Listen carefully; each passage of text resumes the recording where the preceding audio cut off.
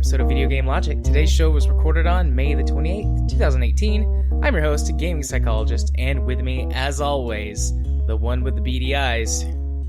Caffeine Rage. You can't actually see me, so... But I'm looking at your Team Fortress 2 picture and a special B-Team guest. What up? It's Kyle.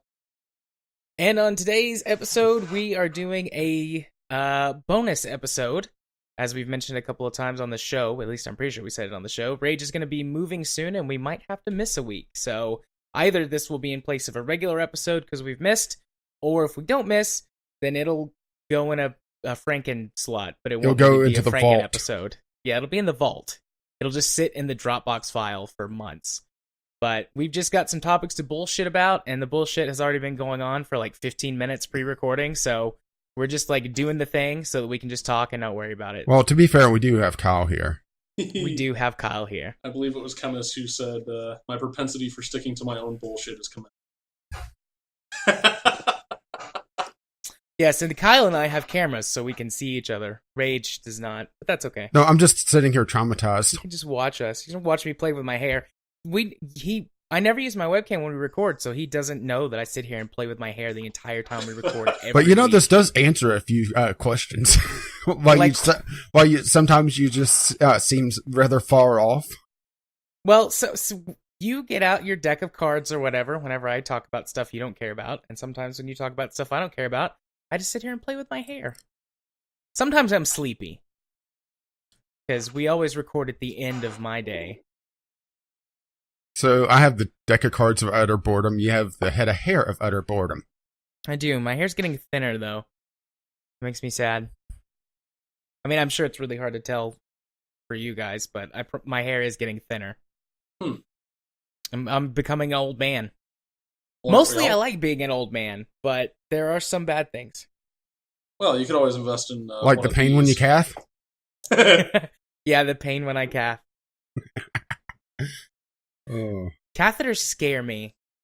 Like, one of the only legitimate phobias I have besides spiders is, like, medically related stuff. And having things shoved up your dick? Yeah, catheters scare me. Yeah, it wasn't fun. Had one before. Yeah, I never have. And I'm sure at some point I will.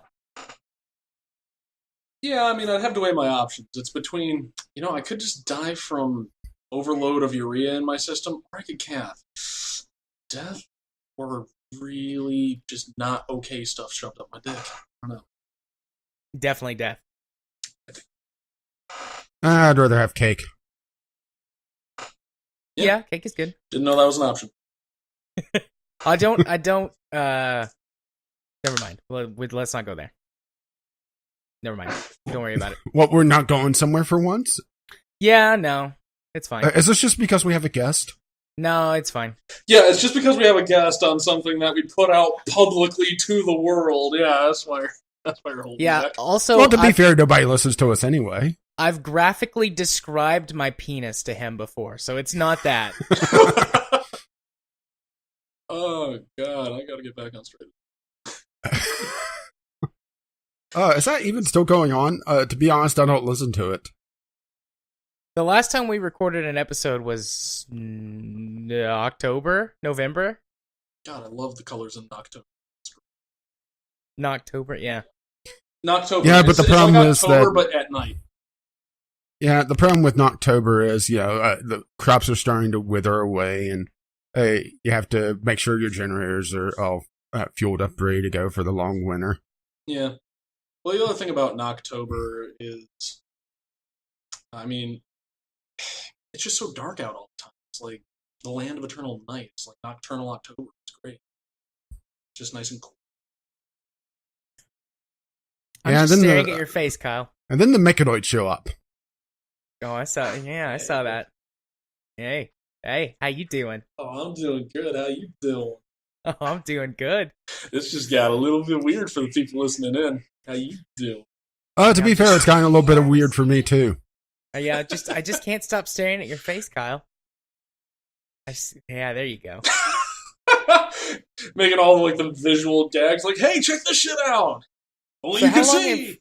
How long have you been at your new house? What day is it today? Monday. Yep. I have been here since Saturday. Nice. So, Oh, anyways. so you guys are renting, not purchasing. Yeah. So we had to sign a rental lease agreement because the guy that we're renting through is of course he's a landlord. Why wouldn't he be? He's a real. I mean, that typically is the the term that he's you a use. realtor. Yeah, He's a land count. He's not a lord. He's a count. He's a baron of Saint Joseph. Oh, you got to watch out for the land dukes, though. I got to watch out for the land mines. We still have Canadian citizens there. So, geese, the asshole cousin of the duck. So there's a weird stipulation in the way that the lease was worded, where Mel's and I, we wanted to be sure we could own a snake train. I think it's the Amtrak, actually. Yeah, that's loud and annoying. Hey, I'm not the only one with train problems anymore. Oh, hey, I can see it. Yep, it's right out our back window. Hey, and it's gone. Yeah, but unfortunately, it's not the Chattanooga choo-choo, so Jared's not quite as excited about it. Choo-choo. I've been to that a few times. Boys, is that the Chattanooga choo-choo? All right, so we asked if we could keep a snake because Mel's and I want to take another pass at that where the snake won't get evicted this time. And originally the wording was we could have a corn snake if we wanted to, this, that, the other thing. It's pretty restrictive. We can only get one species of snake. We're limited to one snake. It has to be a male. There has to be no chance of it getting pregnant and infesting the house, which, okay, fine. I don't own the house. That makes sense. Depending on the breed of snake, it's usually several years before you're able to tell gender, though. Yeah, sort of. With a corn snake, there's, you can look at Well, I don't tail. know corn snakes, so. Well, yeah, Mel's and I have been doing some research, but with snakes, the tail, if the snake, and this is a dumb way to put it, if it looks like it has hips where the tail just all at once in the last like about 30 rings of scales, it's probably a girl. If it looks like it's just one continuous body, it's probably So in other words, if it has an ass that won't quit. Yep. So, nice. Anyways, yeah, my biology teacher had a boa constrictor that they had to give it a gender-neutral name because the specific, I think it was a boa, but it was some sort of rather large constrictor. Right. And they had to give it a gender-neutral name because they realized it would be several years before they even realized what gender it was because it wasn't mature enough until then. Right. Yeah. Like with larger snakes, you generally have to wait like 3 or 4 years before sexual maturity actually happens in them. But anyways, as I was saying, then they start buying makeup. In the lease, it was supposed to say tenants can, tenants may, but the actual wording in it is tenants will own a corn snake, blah, blah, blah. So I am now legally obligated to own a snake. There you go. Don't want to break the terms of your lease. You don't want to get evicted. No, I don't want to get evicted because I don't own a pet. The land duke shows up in a few days. Where's your snake? We must see your snake now. And you just drop your pants. The guy who owns the house is terrified of snakes, and yet he's still letting us do this, so he's not coming in the house at all. There you go. Yeah, whenever he comes to do inspections, he's constantly looking around like, okay, where's the snake? Yeah, he's saying as long as he can see it, so if he does need to come over, we'll just put it in the trowel. Well, he has to make sure that you're abiding by your lease, that you have your snake. Your legally obligated snake. We got reptiles upstairs, firearms in the basement. It's just a wholesome house to be in. There you go. Oh, so it's like Real the government. American household. Well, I was going to say government since there's reptiles in the attic, I think you mean reptilians in the attic. The reptilians, the lizard men. I've heard one way to tell if you're like under the lizardman spell is it's like you prefer to have snakes or lizards over dogs, and I'm like, nah, dogs need too much attention. Snake doesn't give a shit if I'm here or not. My problem with dogs is they suck up too much. Go on. Not in that way. I like to pet warm fuzzy dog. I like cats. I'm not sure if I like cats more than dogs or not, but I'm allergic to cats, so I don't even have that as an option. So a dog is like the only fuzzy pet I can have. What about a chinchilla? Well, I want something that I can that's like big enough to like really snuggle, but not too big. Chinchilla would be too small. Yeah, but you can always have like a pocket chinchilla. I need like a 10-pound dog. Like, that's perfect. Can I recommend the Boston Terrier provided you are okay with like noise complaints? Because those little suckers are loud, but they're pretty small. My preferred dog of choice is a dachshund, but I like terriers. Yep. But yeah, so pets, they're great. Rage, can you own pets at your new place or no? I don't think so. Hmm. I mean, I'm going to go over the least, well, by my standards, because I'm still nocturnal and I'm slowly cycling around my sleep cycle to be normal. Okay. Today, maybe tomorrow, depending on when the manager gets her paperwork in order. Because here's the fun part: is that okay? I'm doing final prep to be able to move, and the manager at my apartment complex, because it's like a group of 4 or 5 different buildings, plus another group down the street. So let's say about half a dozen-ish. She goes on vacation for a week, the week before the end of the month. Ooh. Yeah, that's not necessarily great for So, people needing to make changes. yeah, so I don't actually have the physical address to be able to start setting up utilities. So that's why I'm likely targeting next Monday for the move day to give an extra working day. And plus, there's also Memorial Day, which is today. So, you know, Yep. Yay, that also memorials. threw a wrench into everything else. Yep. Yep. Memorial Day. Went to a barbecue. It's hot as fuck. I stayed home all day today. Went to I visit my slept. parents yesterday. Then left the kid at their house. So I had a free day. Nice. And Katie's only partially sick today, not completely sick. So I didn't have to take care of her all day. That's good. Yeah, my Indeed. day was I hit the store early this morning to grab some groceries. Then came home, blitzed about on the interwebs for a while. Then went to sleep all day. Fair enough. So, you were saying about dogs, Jared. Would this be about the appropriate size? Yes, maybe. Purely visual gag and a totally audio podcast. Love it. Love everything about it. Absolutely. It's the best way to do it. Everybody Best way to knows, do it. everybody knows the best jokes are the ones Yeah, you have to explain. I'm trying to remember. There's an animal that I was going to suggest to Jared instead, but I'm just looking for it. Hang on.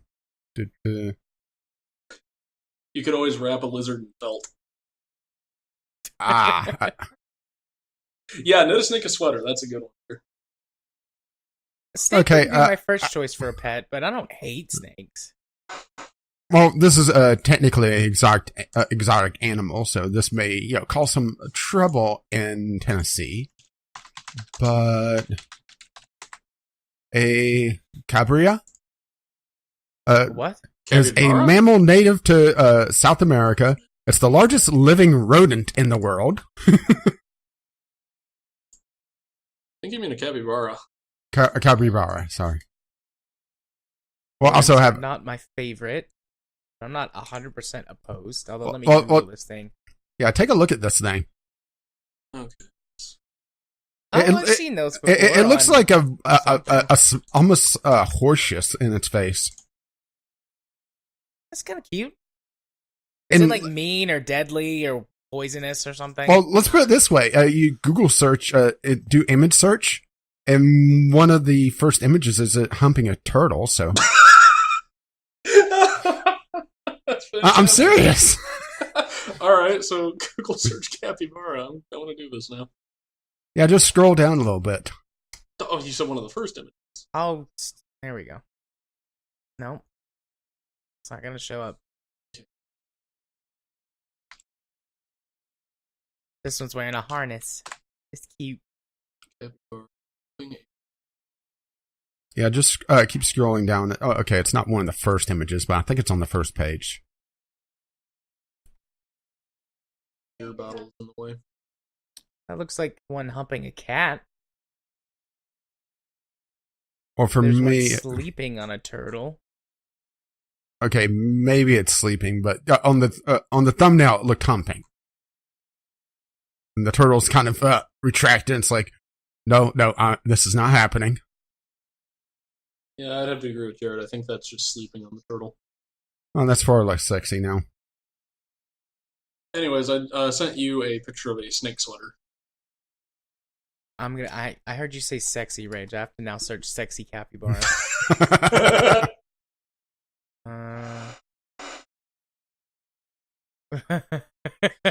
Okay. All right. Well, sexy.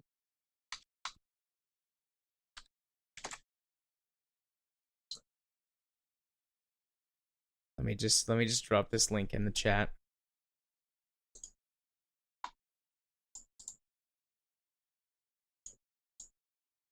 Let Skype stop being stupid. Well, that's a thing. Yep, that's a thing. Where's Rule 34? Fucking chat. There it is. I love, search keeping capybaras at pets. And the blog also has, keeping praying mantises, keeping crabs, keeping iguanas. Okay. Should you have a prairie dog as a pet? There we go. Yeah, that was one of the ones I saw. Probably not. Have a prairie dog as a pet? Just probably not. Doesn't need to be prairie dog in it. Indeed. That's exactly why you shouldn't have a prairie dog as a pet. 10 animals that you should never keep as a pet. Oh, this ought to be good. Oh, God. I was about to try and segue us to our first topic on our bullshit topics list, but you know what? This is more interesting, so let's talk about 10 animals you shouldn't have as a pet. Let's see. Pet primates. No, hell no. Lemurs, chimpanzees, baboons, that sort of thing.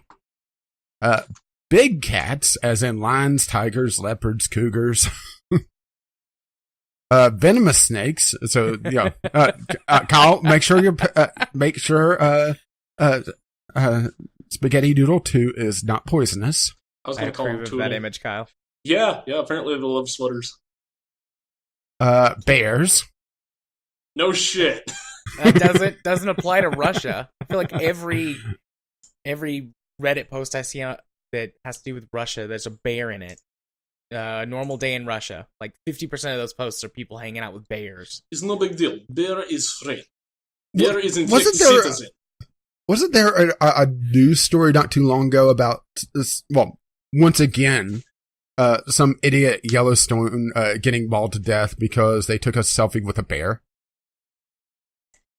Fucking I didn't idiot, see that, but I'm not surprised. I'm not sure if it was Yellowstone, but it was U.S. Park. It was Jellystone. Turns out he had a picnic basket in his pocket. Oh, no. It was a picnic basket. Not a picnic basket. Yogi just couldn't control himself. All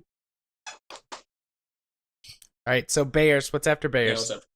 Cochius's Coatwoody. It's a member of the raccoon family. So, there's your problem right there. Originally from South America, these omnivores require a very large enclosure to roam about. And they have 38 to 40 sharp teeth. So, yeah. What was it? How do you spell that? I'm curious what this looks like. Coatis. Coatis. But the pronunciation key. Those fuckers. Coati. Those little things. Yes, I know what they are. Let's see. Bats. Wolves and coyotes. Okay. Yeah, that makes sense. They're kind of cheating on this because some of these are, two on the same entry. Well, hey, that's just more information about pets you shouldn't have. I mean, this isn't like the way sense. I'm going to pronounce this sounds like I'm describing Jared. Kinkajous? Oh, Kinkajou.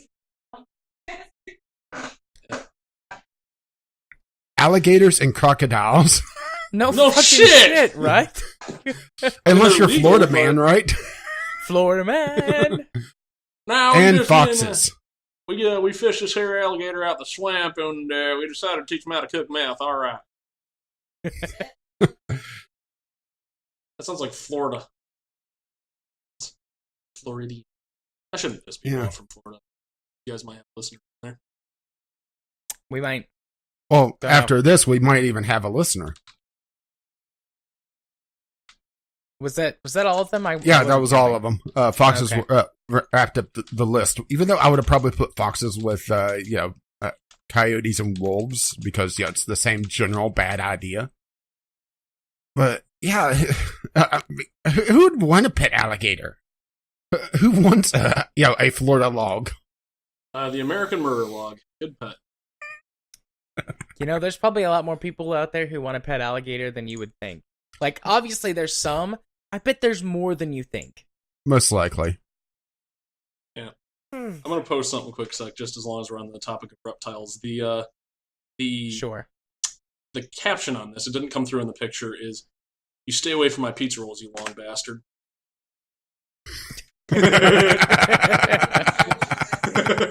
So, for those of you on the podcast, I will do a little audio painting of what I am seeing here. There is fairly well-to-do kitchen, nice countertops, wood panel cabinetry, a range, and above that a microwave.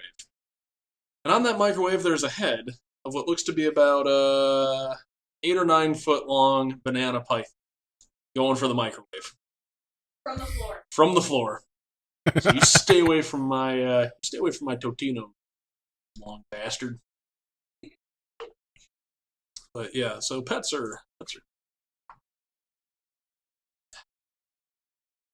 Indeed. You know what Other else? things that are great. You know what else is Things great? that we're looking forward to at E3. Fuck! I was gonna hijack it. What are we looking forward to? Well, there'll be plenty of times for you to hijack shit, but let's do at least one thing off the topics list. What are some things that we're looking forward to at E3? Since at least time of recording, E3 is in 2 weeks. Less than 2 weeks. Yeah. For me, it was more of things I'm not looking forward to. One, Battle Royale. Oh. Yeah. So I'm going to put probably the over-under of major Battle Royale, either modes or full games, at 4, we're going to see throughout all the conferences. Are you including the ones that we already know about? Yes. Because it's... Okay. There's, 2 that we already know about? 2 major ones? we already know about COD and Battlefield's Battle Royale modes. Yeah, I'm expecting at least 2 more. Well, the thing that blew my mind about the Battlefield one was we're making the Black Ops Battle Royale the most... God, I keep trying to say PUBG. The most blops version of... yeah, it's kind of funny. The 2 big first-person shooters are essentially swapping on their Battle Royale modes, aren't they? Because Call of Duty's is more Battlefield, and Battlefield's is more Call of Duty, isn't it? Yeah. Based on what little I've seen, but to be fair, I haven't really dove into it because I don't give a fuck about Battle Royale or either of these games. I mean, there's not been much really revealed about either of them. Specifically for the Call of Duty one, they're just like, we're gonna have massive battlefields, and for the first time ever, vehicles in our multiplayer mode. And it's like, that's cool, bruh. It's cool. I guess.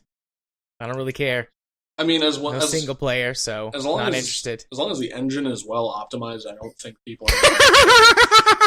The graphics could be shit, but as long as the multiplayer is well optimized, you don't really have to worry about pissing people off.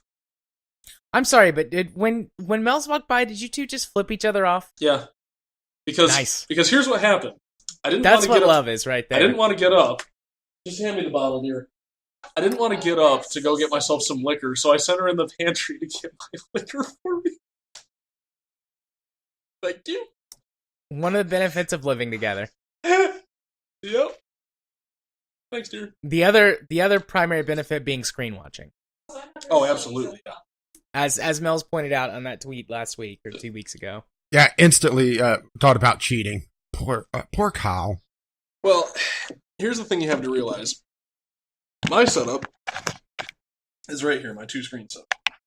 Her setup is 90 degrees that way. So my desk, she could cheat but on you a lot easier than you could cheat on her. Not really. I'm going to put a mirror right. Yeah. Nope, so I can look at your screen. Nice. Yep, that's true love right there. It's true love. Just flip each other off. Yeah, that's basically it. Are you guys walking through the house like punching each other yet? No, not yet. Yeah, that'll happen. Okay, a That'll little happen. inside baseball, and Mel's is gonna shoot me a death flare here when I start telling the story. But the one thing. So that'll if happen- Kyle suddenly disappears, no, we you know will see why me now. get dragged off camera like it's a fucking. Well, I was talking on the audio version. But yeah, so one of the things that we do is whenever we're going upstairs and one person's in front of the other one, the person behind the other person will just go right up the pooper with a finger. And it'll just wig somebody. Okay, so she's combat crawling over here to shut me up. But it is honestly pretty fucking funny. Oh, hey, matches. Nice, I should play with those. Can I help you? He's trying to poke me in the butt. Anyways, so yeah, that's our So version you don't of like love pain right when there, you just catch, straight but you up don't mind a little pain when you get butt fingered. All right. Yeah, a little bit. But it's only on stairs, which our house has the steepest fucking stairs in the history of everything.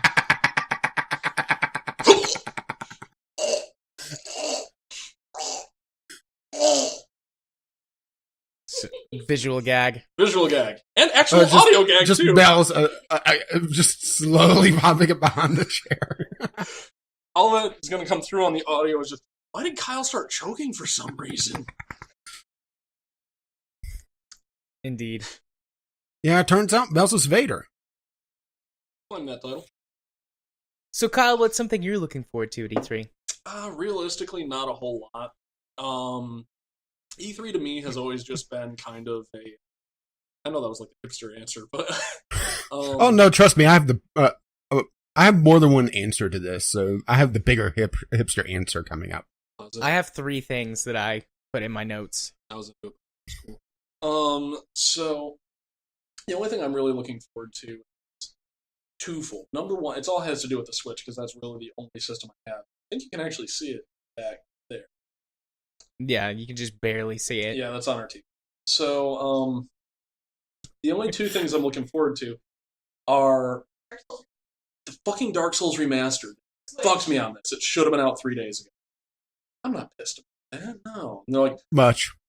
we're gonna release a Soul Era Restore amiibo this day. Everybody, shut up! Unless you get us into the fucking Mario Kart franchise, I don't give 2 shits about the Soul Air statue. Goddamn straight, I'm gonna buy it because I want it on my fucking desk.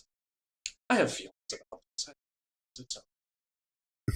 But seriously, god damn it! What the Are shit? you going to have to give Jared some Steam trading cards after all this? No, I already own Steam trading cards. It's okay, Kyle. It's okay. Okay, but no. What I'm hoping for is Mwah. Mwah. what I'm hoping for is we get a solid release date on this. But number 2, I'm interested to hear if they're going to be releasing a Smash Bros. Game this year for the Switch because the main thing that our Switch is used for is like we'll have people over, get fucking hammered, and then play like Overcooked. You can't be drunk for. That's all the loveliness of floor. I'm expecting a Switch release for Smash Brothers this year. It would be weird if it came out. Yeah, the next problem year. is that are they going to announce that at E3 because Nintendo's always had a very small presence. It's more, of a community thing whenever Nintendo eventually does their thing at the end of everything, which this year it's the very last conference on our actual recording day of the E3 Spectacular.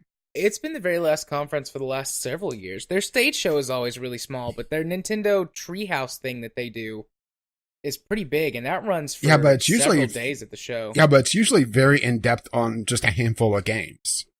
Almost Let's Play-ish for some parts of it.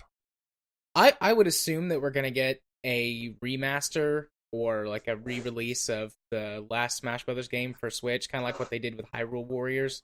Add in like all of the DLC content or most of it, and then just re-release it. Because that's what they did with Hyrule Warriors and with Mario Kart and with Splatoon. The So thing I will say is the Mario Kart 8 Deluxe, fucking fantastic. I mean, there's still some stuff to unlock, so there is some progression with it. But you're not going to be like, oh, I wanted to be fucking Link or whatever, because that's all unlocked. So you're not going to be fighting characters. And everybody's on equal footing as far as cars go. At least with that attitude. Yep. I haven't actually sat down and played a Mario Kart game in ages. Maybe I should do that. Mario Kart 8's pretty good. I've got it for the Wii U. That's it, and Smash Bros. And Monster Hunter are the only three things the Wii U gets used for around here. And we've had it for like 3 years now, and those are literally the only games that has ever been played on it. We don't ever use that fucking well, thing. you mean total, right? Not just you. Yeah. I think you mean just... Hello. Well, I am looking forward to hopefully seeing something about MechWarrior 5 Mercenaries. They have, at E3 last year, they had a thing. They did like a little conference, or not a little conference, but like a presentation on one of the stages. And then we heard something about it at MechCon in December, and then they've been pretty quiet about it, so hopefully we'll see something on the stage. But, I mean, this year is, we jokingly called it the year of the mech, but it is, for me, the year of the mech. I can't wait to talk about BattleTech tomorrow night. Yeah. I think you may hate me for some of my opinions on BattleTech. Oh, shit. I gotta submit that audio real quick. Hold on, guy. Let me just... Hey, guys. It's Kyle coming at you about the VGL Game of the Week. BattleTech is a game. All right, keep it classy, you guys. Good audio letter. Hope you guys are having a good night. Thanks for listening. Yep. Thanks. No so are we going to cut that down and put that in the actual show? I think that would take too much I work. don't know. Maybe, but that is some effort. I would have to put in effort for that. It's at about the 35-minute mark if you want to try and grab it. Thanks. 32, 34. I mean, I don't think I'll dislike you. I have a few negative things against the game, but I love it a lot. So, I mean, I've never once have you been like, I think you're going to be mad or hate some of the things I have to say. Well, let's just put it this way. You've gone absolutely stupid with this game, so you have over double the hours I've played, and I've put a lot in. Yeah, today I pushed it over 200 hours. I'm trying to 100% this game before any expansion or DLC content comes out. I don't think I'll get the multiplayer achievements, but I might be able to get everything else. Yeah, we weren't able to do any of that because the 1 week that we were available to do that, well, the servers were down. Yeah. That's okay. I mean, you would have probably beat my ass anyway, so. Multiplayer is a very different animal than single player. Multiplayer is a lot more like tabletop because there's two intelligent people playing instead of the AI, which has does some pretty stupid things, and you can play around it. But back to what we're looking forward at E3. Indeed. So yeah, MechWarrior 5 Mercenaries. Just something more about that. I'd love a confirmed release date for this year because it's Q4 2018, so it might slip 2019. Yeah, I may see some possible release trailer, but most likely not.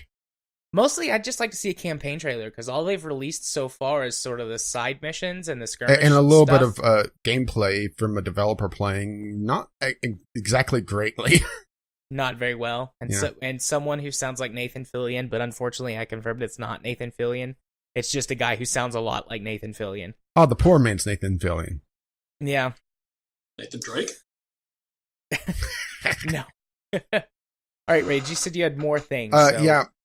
Well, since we're on particular games, this is probably not one I'm going to pick up right away, but this is more of the train wreck, and I want to see where it goes.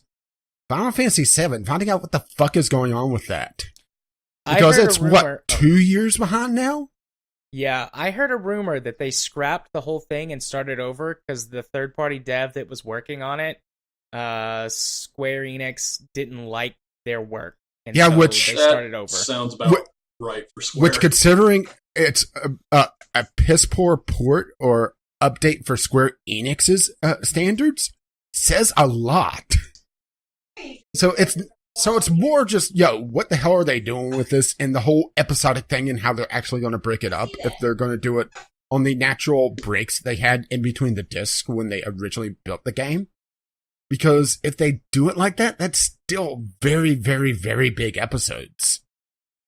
Right. I mean, that's the thing, is that each one of those discs, assuming that you're essentially just powered through, is still 20-some hours before you even take in any grinding. So for an episodic game that's rather large, I would expect them to probably split each disc into 2, so you have 6 episodes. Because if I recall correctly, it was 3 discs, I think. It's been many I don't know if it years. was 3 discs or 4 discs. I want to say it was at least 4. 3. I thought it was 3, but I could be wrong there. Like I said, it's been it's been many years since I played Final Fantasy VII. Well, ultimately, I mean, the question that it's going to come down to is investment, because I get that Final Fantasy VII is basically the penultimate Final Fantasy, but you're asking a generation of kids to play essentially a remaster, and the people who've already played it are going to be so invested that the episodic part isn't going to matter. It's just going to be a drip feed marketing type thing. Yeah, well, here's the thing, is that I think the Final Fantasy VII remaster is going to do well eventually, assuming that they, don't drop the ball, then kick it when they're trying to pick it up and it just dribbles down the court.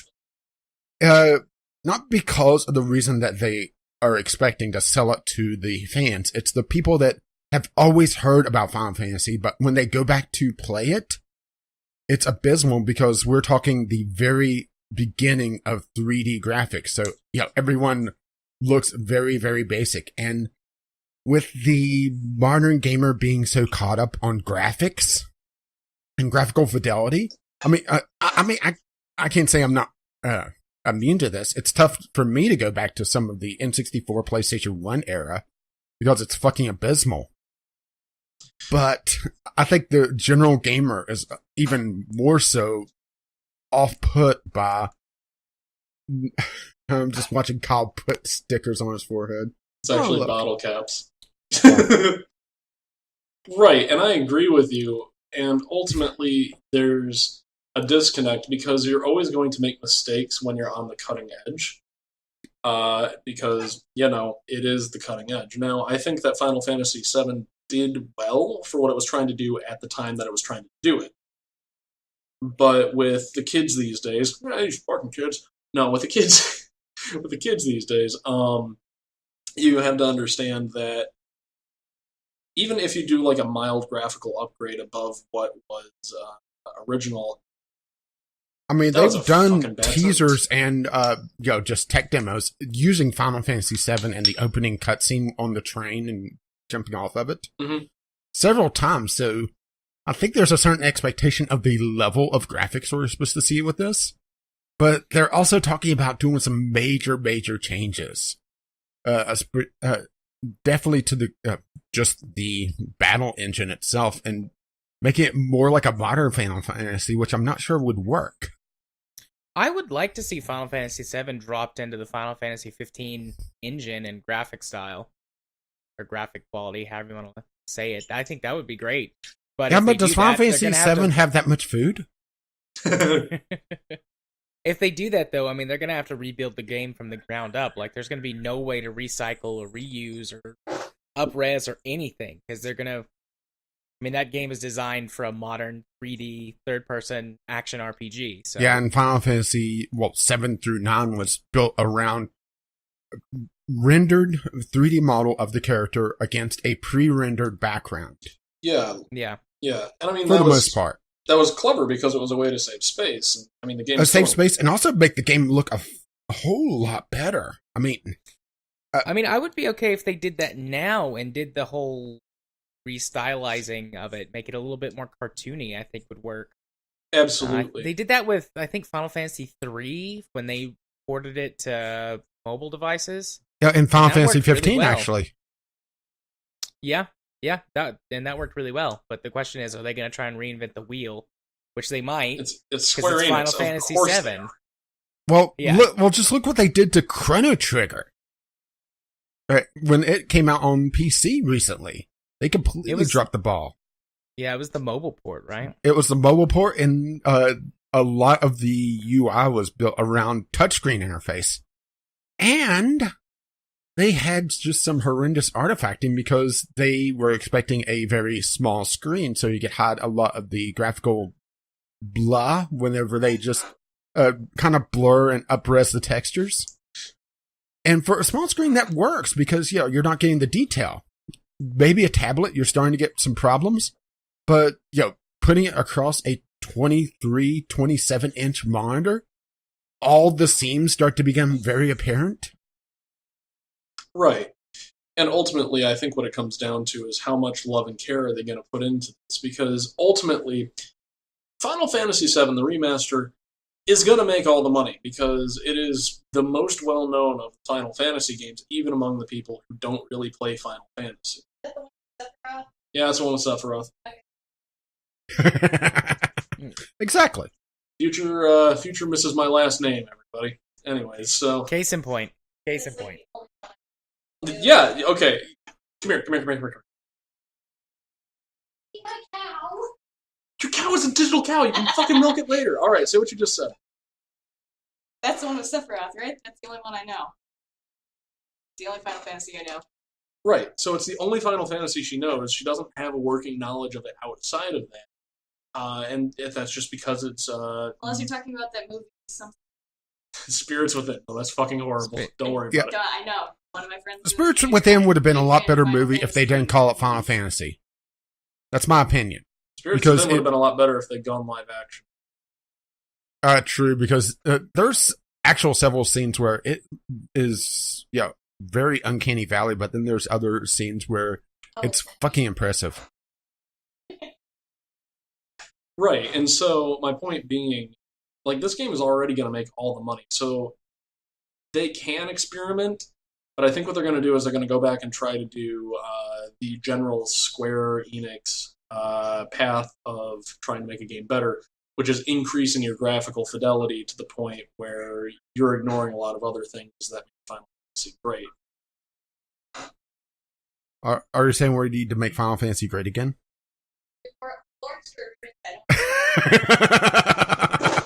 God, I'm trying to remember how to fucking say that.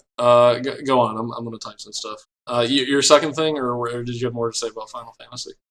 It's, like I said, it's more just finding out what they're doing with it, because this has been an ongoing project and something fans have requested for years and years and years and years. Probably since the PlayStation 2 having some sort of remake of Final Fantasy.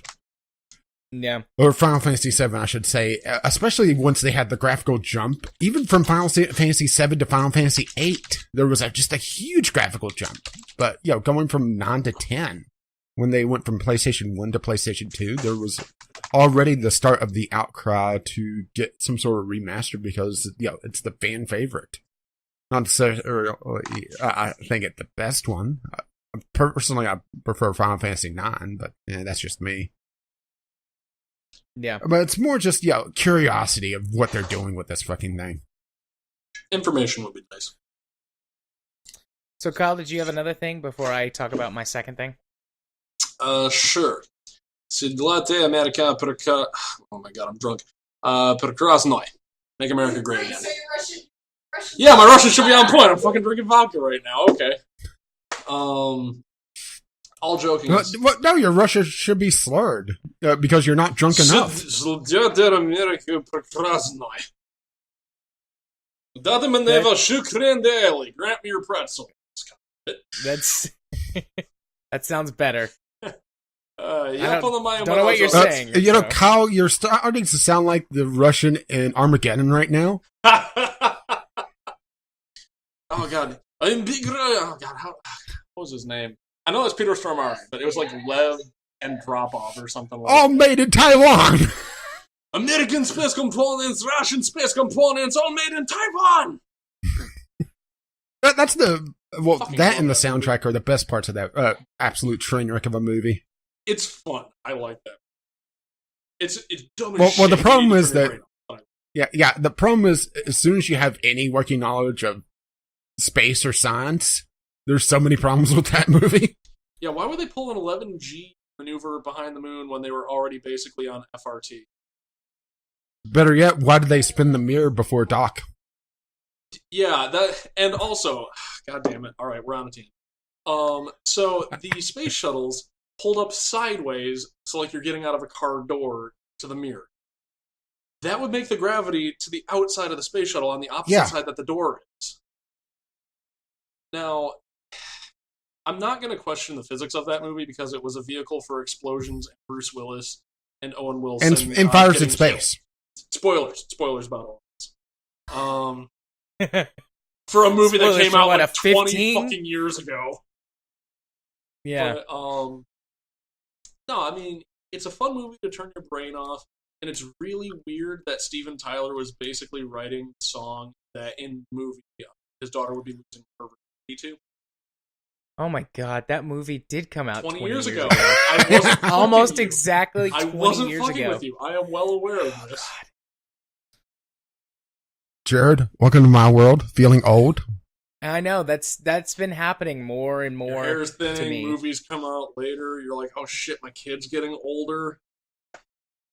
Yeah, my kid's gonna be 5 this coming year. He's gonna be going to school, not just daycare or preschool. He's gonna be in real fucking school next year. Real fucking school. You hear that, buddy? When you listen to this, like 10 or 15 When years you listen from to now, this in like 5 minutes, I don't fucking know it. you're going to real fucking school. Wink. And feel very embarrassed about his dad. Yeah, that's okay. Well, that's natural. All kids are embarrassed of their dads from a certain. I'd rather him be embarrassed by me than hate. Long story. Fair enough. No time.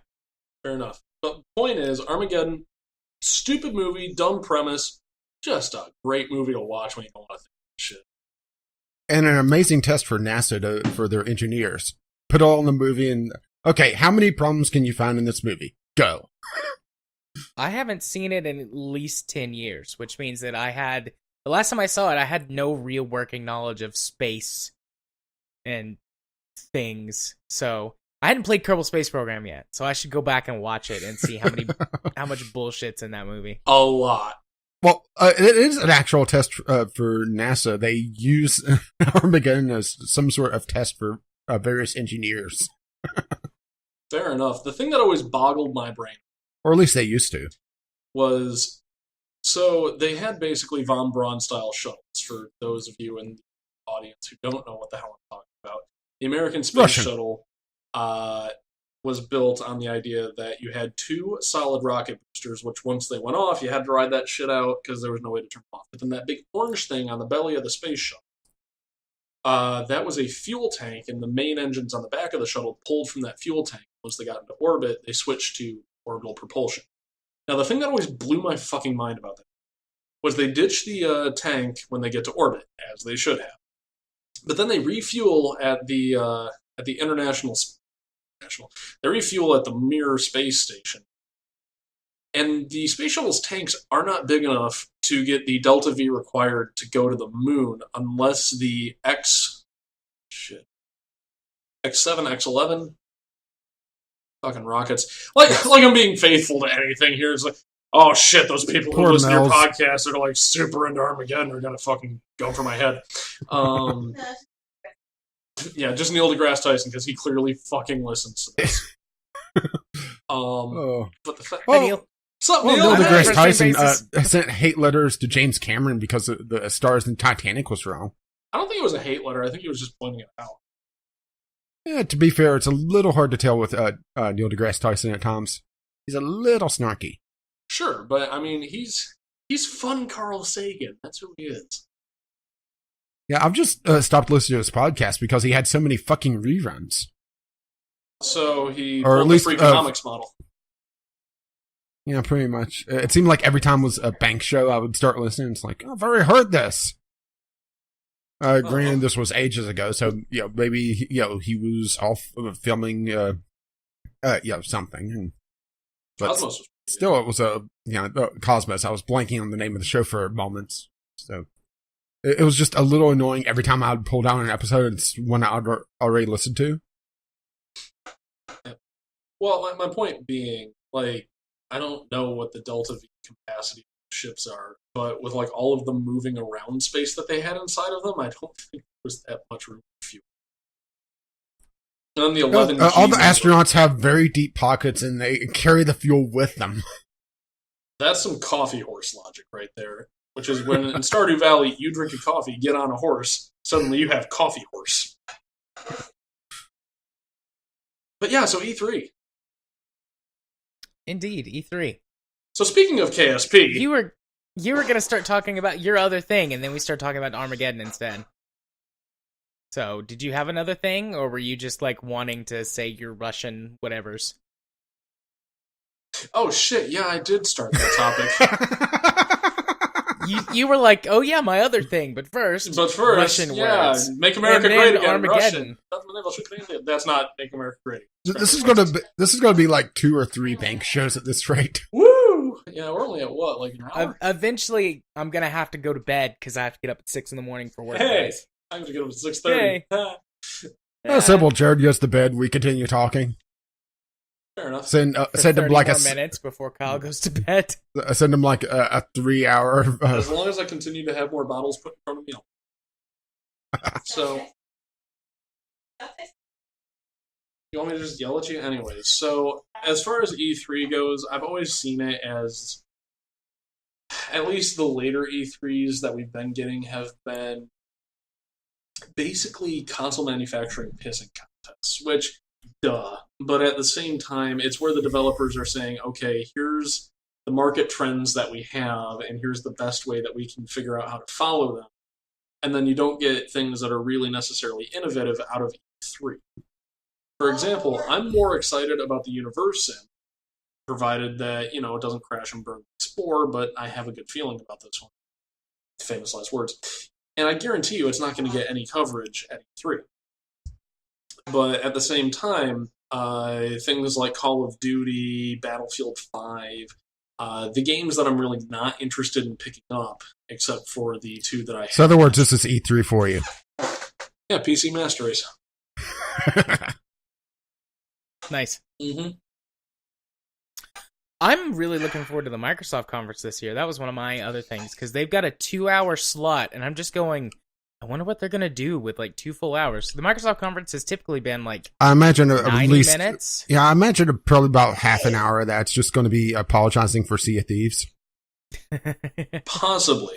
Although they've kind of doubled down on that bullshit. I was in the local Myers the other day. I was in the local box store the other day, and on the Chips Ahoy rack, there was like, you're gonna get 1 of 4 on the doubles and Sea of Thieves.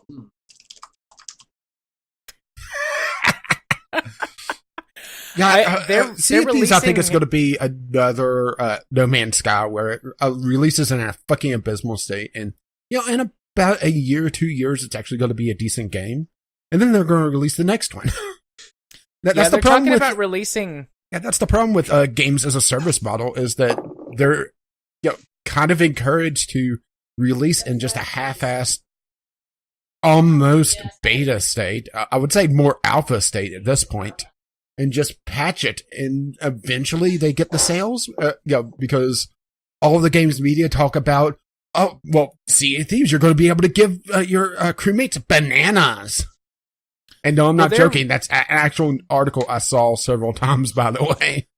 They're releasing a campaign for it as one of the first expansions, but I haven't heard about like the specifics of it. And there's talk about them doing some single player content in like a year. Well, yeah, but which for me is too little, too late. But but as far as that goes, apparently Melanie's in-game husband told her that she smells like honeycomb drifting on a pool of spiced tea. She requested that I share that immediately.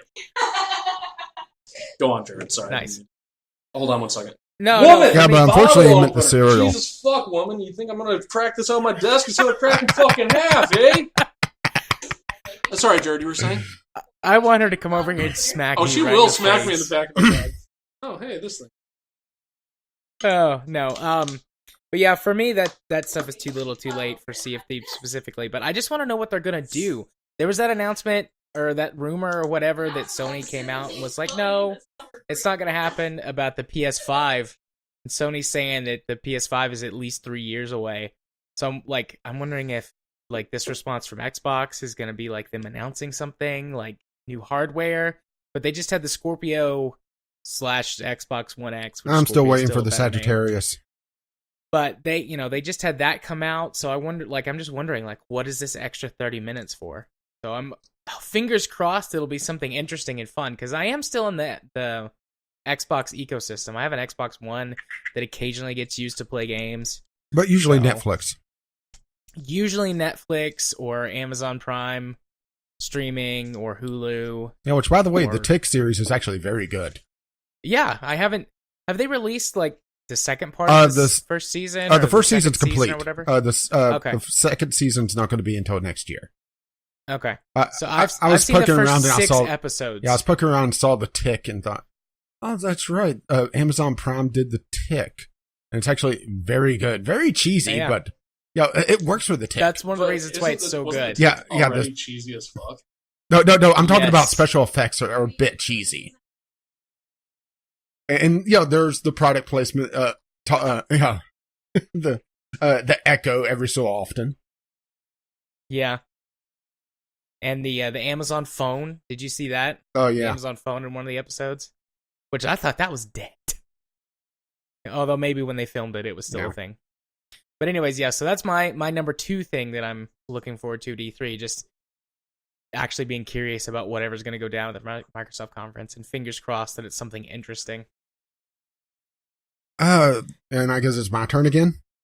Yeah. How many things did you have? Because I had 5 overall, with Okay. 2 things that I'm not looking forward to. Okay. This one's kind of a so-so. Ubisoft's kind of just strangeness, where they do odd things because they're not afraid to throw out oddities out there, and probably the gayest moment of E3 is whenever they do their Yes. dance, Just Dance presentation every year. The best moment And of E3 ever. and also being slightly confused about Devolver Digital, because they're going to do it again this year. And I think last year I hated it a lot more because, for one, they were saying pretty much everything I was already saying in my head. But also, Yeah. they were over the top, but also really wasn't expecting it, because I didn't Yeah. know what to make of Devolver Digital doing it. Going into it this year, being prepped a bit, having the pump prompt, if you know what I mean. Oh yeah. Primary phone. Then I think it's going to be a bit better for me, if you know what I mean. Oh yeah. So, I'm- maybe I'll be able to appreciate it a bit more. But I'm really expecting them to just harp on Battle Royale for like 10 or 15 minutes. Well, the only Yeah, I got what they did. Like, I understood what they did last year, but I didn't like it. I didn't think it was funny. I Like, just we thought had it was a bit conversation, like, much. Yeah. Maybe I'm too old for that, but who knows if that's what they do again and they pick some topics that are better, or I like their presentation better this year. I mean, I could find it funny. Like, I could see how people would have found last year's funny. I didn't. But you never know. What were you gonna say, Kyle? I don't like Ubisoft very much. Well, But it's more their conference than anything I know, else, I know, not I their know, I know. not their I'm products. pulling this back. I am pulling this back. I promise. And I'm also going to No, possibly, I was defending myself there, I'm going to because trust me, I don't have much love left for Ubisoft just in general, but they do have their indie side of things, which I enjoy a lot more than their AAA side. yeah, and I'm just prefacing what's about to come out of my mouth with I don't like them very much. Oh boy. The only thing that could possibly pique my interest at all, and given their handling of the last game in the series, I don't think I'd be going back unless I heard some really good things about it. Bit of history. I don't like Ubisoft, not because of their Uplay bullshit, not because of X, Y, or Z, or the fact that they make the same fucking sandbox game every single. I hate them because they killed the Silent Hunter franchise with Silent Hunter 5. And that effectively killed the submarine simulation genre. It's like a genre, but with zombies. Fucking killed the submarine simulation genre of games. No, that's what the next sub game is going to be from them. fighting zombies. Yeah, fucking Swimming. battle royale submarines. You gotta weld your submarine together as you're swimming through the ocean to kill zombies. A battle royale Actually, subsim that sounds could like work. fun. I might need to throw together something. PvP, open waters, have to hunt and kill other subs, and it has the general battle royale mechanic of the slowly shrinking map. Yeah, that's where the zombies come in, and the zombies are slowly taking your area of ocean. The entire battle royale thing could work a lot better for certain subgenres, if you pardon the turn of phrase there. Oh, I pardon. But I think the first person, third person shooter is probably the most boring genre that they can put it in. If they put it in like a Mad Max sort of genre, I would be down like gangbusters. Like Hell, make a customized cars roll in. The latest Mad Max with a battle royale mechanic would work really well. That's what I'm saying, right?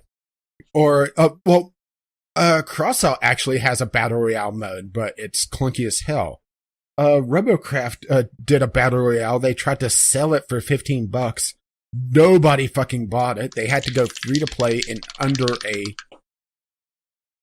Is that what you think about Robocraft? No, I think that's what about $15 for Robocraft Battle Royale. Then they went to free to play in under a day, and then they actually pulled it from the Steam store. And I'm not sure if they're going to try it again. They've said they're going to, but I mean, obviously, well, I sure. hadn't looked into it much, but Battle Royale just feels like such a trap, just in general. But it could work a lot better for certain small genres as a flavor. You know what I would? An air combat battle royale might be interesting. Ooh. Like an Ace Combat style. Ooh, War Thunder combat. In like the eye of a hurricane or something. So if you go beyond the wall, you start hitting really bad turbulence, and eventually your craft just falls out of the sky. Let me pull out my old C#. I might start programming. But yeah, no. And think we're not even at pitch the game. Here's one that I would love to see, just because I want to see how they put it together. A Harvest Moon Stardew Valley style battle royale, like who can grow the best crop in X amount of minutes. And have it where you could be sabotaged. Right, and then like you could go for like the chicken run and have your chickens try to escape a pie I mean, no, that's the movie Chicken Run. You could go for a chicken run where you try to make the best chicken, and I don't know. Make it even more, applicable. Grow weed as your crop. Ah! Okay, for those of you who couldn't hear, it was make it more topical, grow marijuana as your crop.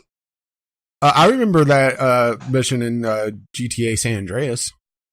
And then you had to burn all the weed and the camera started going wacky. I remember that from Far Cry 3 because I got stuck on that mission because that mission drops enemies in like a fucking bastard. Which brings us back to Ubisoft. Maybe use that idea in Far Cry 5 too. Did they now? Of course they did. It's a Far Cry game. Far Cry is all about recycling ideas. Didn't they? I'm sorely tempted to take it off. I didn't know Far Cry had Scots in it. Yeah, it's got Davy Jones in it. Just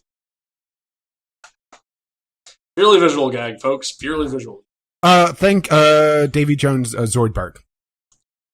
All right, hold up. Which speaking of which, do you listen to the Gilbert Godfrey podcast? No, I do not. No, that was a bad Godfrey. And they had Billy West on recently. And Billy West is just crazy. I mean, crazier than you. I'm so sorry about ruining the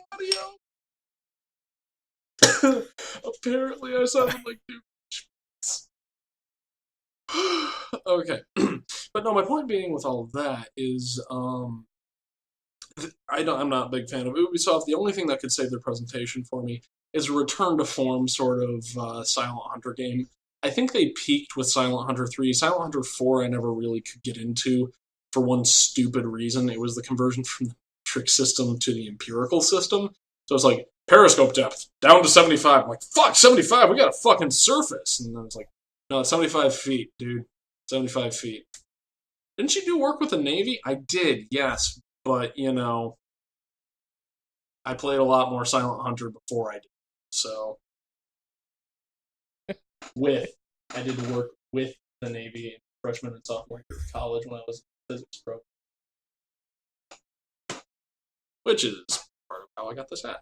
Not really. I mean, I got the hat because Navy's fucking boss, and I don't need some money to the VA. Fancy. I like my hat. So the only other thing that I've got on my list for looking forward to at E3 is the actual Square Enix conference, which they're doing this year. It's a smaller conference, but they're supposed to be doing one.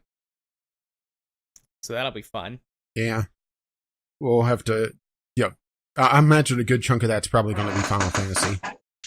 Final Fantasy or Kingdom Hearts 3. Yeah, right, Kingdom Hearts. Kingdom Hearts 3 is going to be all over the show. Yeah, I keep forgetting about Kingdom Hearts just because I played the first one for the most part, but I never got through it. Yeah. I have the first two actually on disc around here somewhere, and I just was never able to get through them. So the third one, I'm too far behind, and that's not to say oh, you're only 2 games. No, it's actually a fuck ton more across a bunch of different systems. Yeah, there's something like 9 or 10 games, maybe more, because they had. Yeah, and they're all sort of an interlinked overall story, aren't they? Yeah. Kingdom Hearts. It's worse, or it's almost as bad as the Marvel universe for movies. Did you just send a chat? Oh, emulators? Yeah. I'm not sure if that's an option for all of them. Yeah, because there was one that was on the 3DS only. There's a mobile game. So you can emulate the ones that were on PS2. I don't know if you can. I don't know if there are PSP emulators. There was some on the PSP. There was some on the PS Vita. All right. Here's the list of Kingdom Hearts games in order. Kingdom Hearts. Kingdom Hearts Chain of Memories. Kingdom Hearts 2. Kingdom Hearts Coded. Kingdom Hearts Mobile. Kingdom Hearts 358 over 2 days. Kingdom Hearts Birth by Sleep. Kingdom Hearts 3D Dream Drop Distance. Kingdom Hearts HD 1.5 Remix. Kingdom Hearts X. Kingdom Hearts HD 2.5 Remix. Kingdom Hearts HD 2.8 Final Chapter Prologue. Kingdom Hearts 3. Did they borrow somebody from Microsoft to number all these fucking things? I heard you wanted to play Kingdom Hearts. Please specify which one. Shall we play a game? Shall we play a game? Yeah, unfortunately, Trump is wanting to play global thermonuclear war. Fuck that noise. I have opinions about that. I've heard that Kingdom Hearts 1 and 2 and Birth by Sleep are the only 3 that you have to play to understand everything. But I'm still like, Kingdom Hearts 1 and 2 are both like 100-hour games easy. Yeah. And that's Kingdom not even Hearts... doing some of the annoying shit in them. Like fighting Sephiroth. Coming all the way back around to Final Fantasy VII. Yeah. So. But let's see. Yeah, cell phone, Kingdom Hearts Mobile, cell phone. That's an old mobile game. And they've got one that's a newer mobile game. So. Yeah, I don't know if you could emulate all of them, but you could at least emulate 1 and 2 because they were both on PlayStation 2. Oh, Kingdom Hearts Chain of Memories, Game Boy Advance only. Well, so yeah, I get why they're going cross-platform with all of this, but if they're telling a continued story, I feel like a multi-platform release would probably be a better option. They will probably do. I'll imagine contracts and a lot of kickbacks. Right. I'm not saying I don't understand why they did it from a financial perspective. I'm saying from a gamer friendliness perspective. What the fuck is that?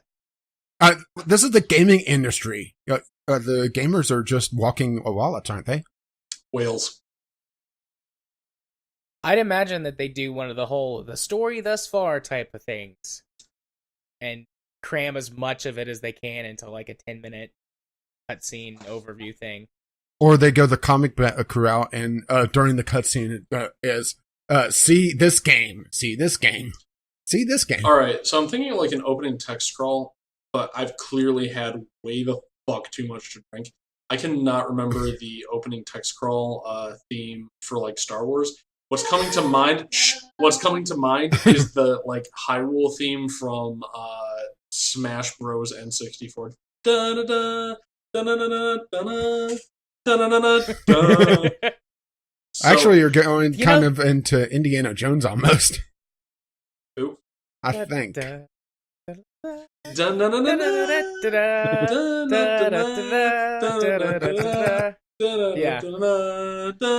I mean, that would work. Oh That shit! would work for a text crawl. We should probably stop so that we're not shut down by Nintendo. Fuck you, Nintendo. Fuck you. Yeah, Goomba shows up and audio only, Kyle. I know. Welcome to the podcast. It's audio only. Visual is out. Yeah, and please pull up your pants.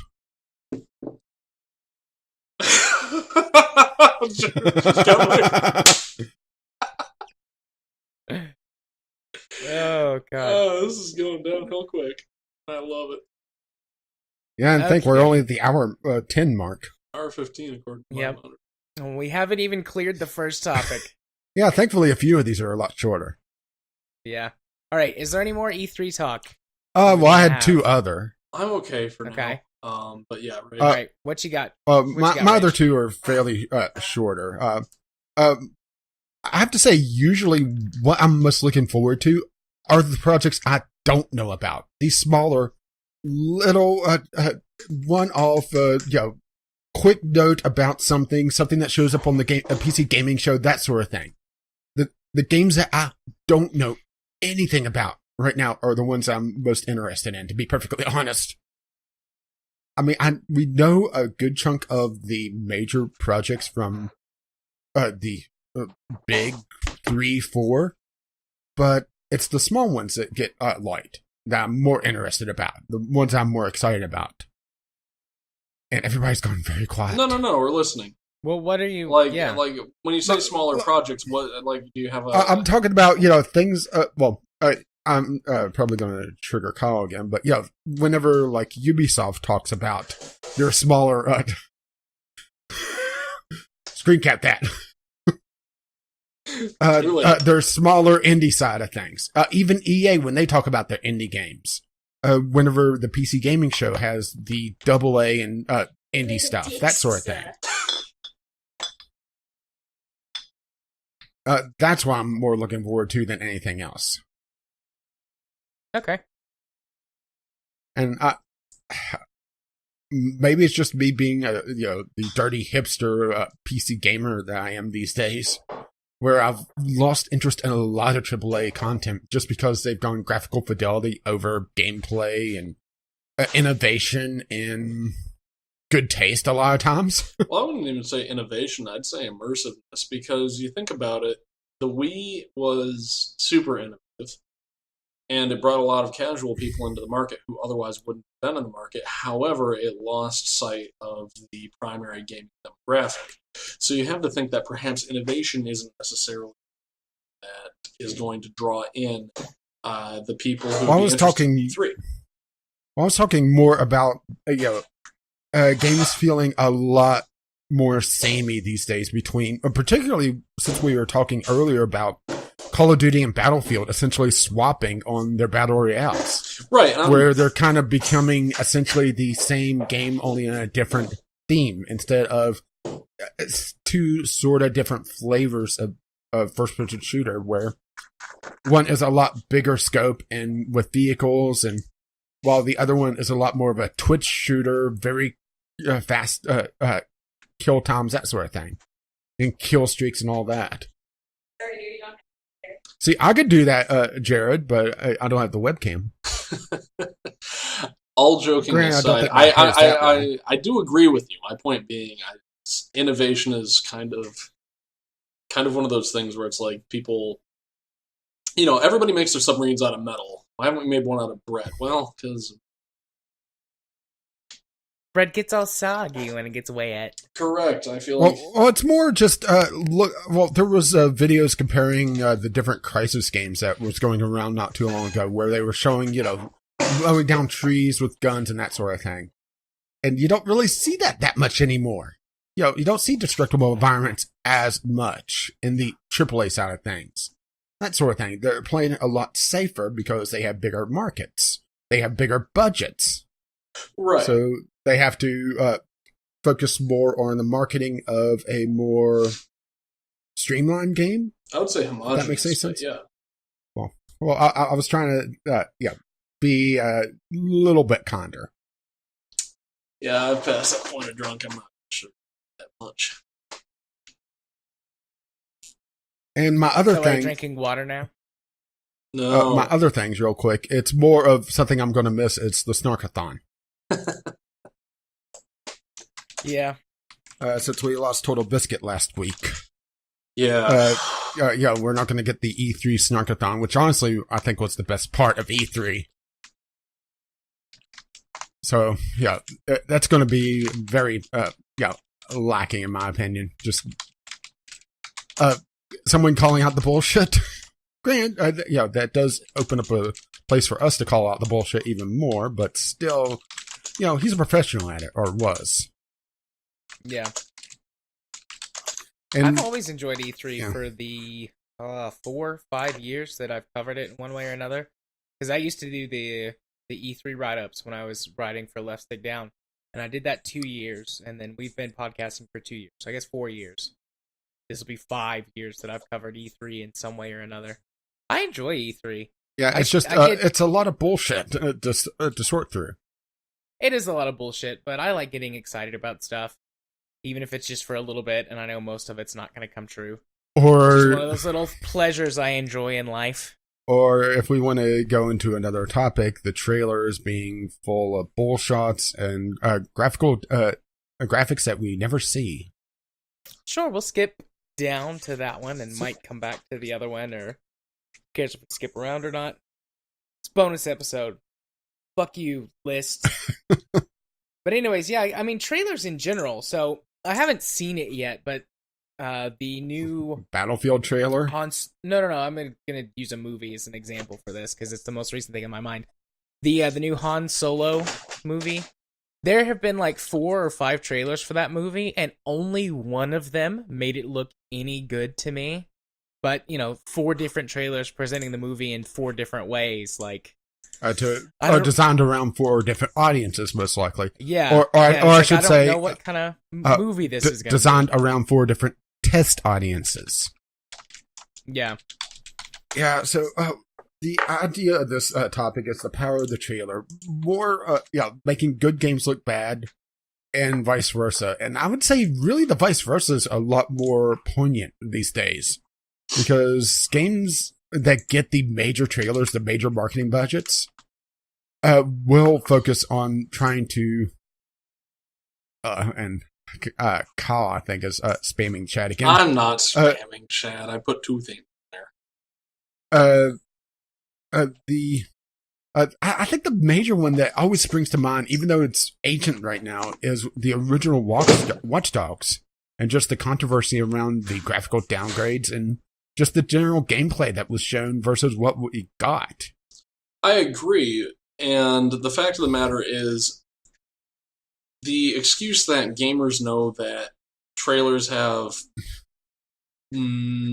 doctored graphics in it is kind of... It's bullshit. Yeah, it is bullshit, but at the same time, it's not 100% wrong.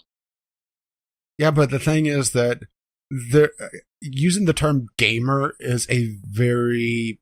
a misnomer these days, because gamer is a very broad topic. Yeah, you or a could very just say broad... people.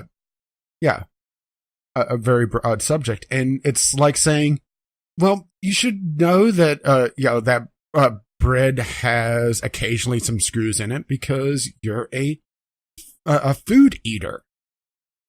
It's saying that you should know better because you occasionally dip into a market is highly anti-consumer to me. Well, why would you want to be consumer? We're in a capitalist society. Of course. Something that's more difficult about video game trailers too, and this is not necessarily a positive or a negative, but this is more prominent in PC gaming, but it's starting to become a thing in console gaming, is that you have different graphical fidelities for different targets you're trying to hit. So are you going for a higher frame rate? Do you have a weaker machine, so you're trying to adjust it to look one way or perform in another way? And trailers in general only encapsulate the at best. Sometimes Ideally, even they would beyond only, ultra. yeah, ideally they would capture just the best way that it could look, but like you said before, particularly like the most prominent example being Ubisoft. That's Watch that's the Dogs. most kind of recent controversy. I mean, there's been others, of course, but the other one was which Aliens game? Alien Colonial Marine, where it was the Yeah. vertical slice and Vertical slice. I'm sorry. You were saying, Rich? it was a vertical slice where the section that was actually in the trailer was custom designed for that trailer and never was part of the game to begin with. But, you know, we're gamers. We should know that trailers are bullshit. Ugh.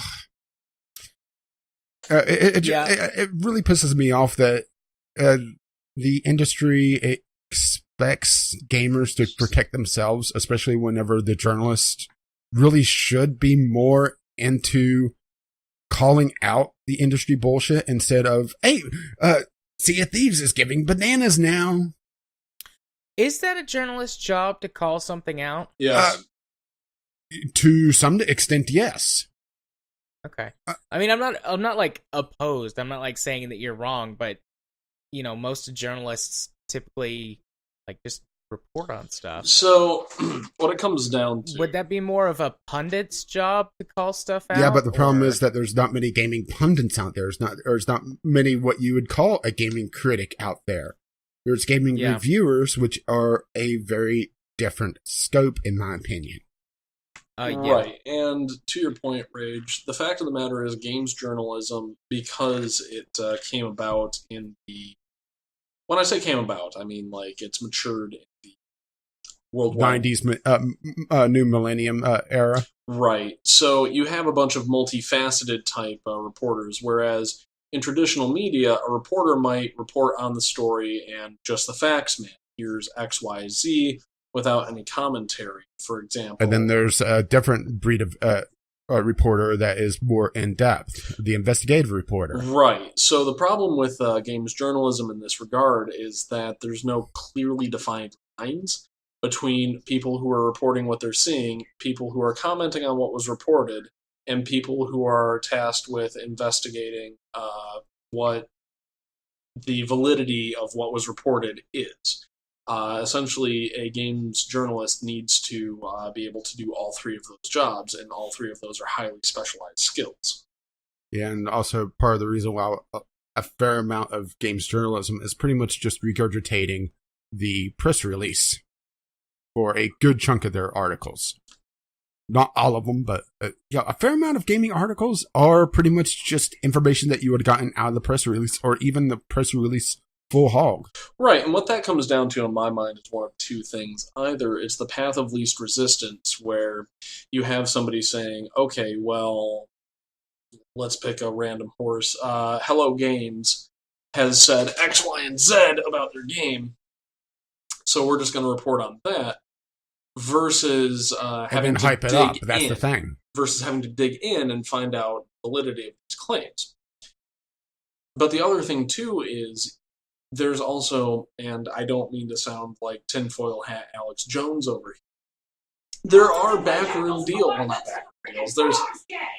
Yeah, gay frogs. Anyways, so, Are you gonna try and sell me some nutraceuticals? and it sounds like the word nutrient fucked the word pharmaceutical. Anyways, so, that's a John Oliver thing. I didn't invent that. So, the other side of the coin is perhaps somebody is getting some kickbacks. And I'm not talking about a particular games journalist. I'm talking about the outlet that they write for. And while that may not necessarily impact the way that writer A does their business, it does impact how editor B will do their business in order to present, let's say, Hello Games in the best light possible, depending on their contracts with whatever site they're working for. or whatever. Yeah, outlet. and the gaming industry is a lot closer with their journalist side to the industry side than really any other medium, because there's always Yeah. some sort of disconnect. But in this, you at least used to in the last couple of years, it seemed to drop off. But maybe it's just they're being more quiet about it. Seeing the press packs that they're shipped that has the crate full of various goodies and stuff, but to me that just seems like a bribe.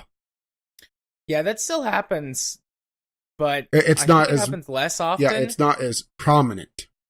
But Yeah. it just feels so scummy whenever you're shipping off a bunch of tact that Ashton should be reviewing on his couch, but it's still in your mind that okay, they sent me this, even though it's not even thinking about it. It's a subconscious thing, that little bit of influence while you're penning your review, while you're looking at various news topics about coming out and doing your articles, that sort of thing. That really ties into the whole trailer thing, where they won't take a deeper look. They are just it's like, oh well, this is good enough. Right, and I would imagine that this would be Jared's line of expertise more so than mine, but Yeah, I could see him lighting up. That's like the unconscious bias is the dumbest way I can put that. Yeah, Jared, do you have a thought about that? Well, I mean, that tends to be true for people. I mean, I don't know this for a fact, but it seems to be that once you've been in the industry for a long time. Yeah, but the thing is that the gaming industry, journalism has a huge turnover rate. Sorry. Yeah. Once you've been in the industry for a long time, that bias starts to go away as you get more used to it. You build up, your psychological resistances to it. But, I mean, for the first few years that somebody writes and they get that stuff, they're either more inclined to be kind to it or be harsh on it. And most people tend to lean on the kind side.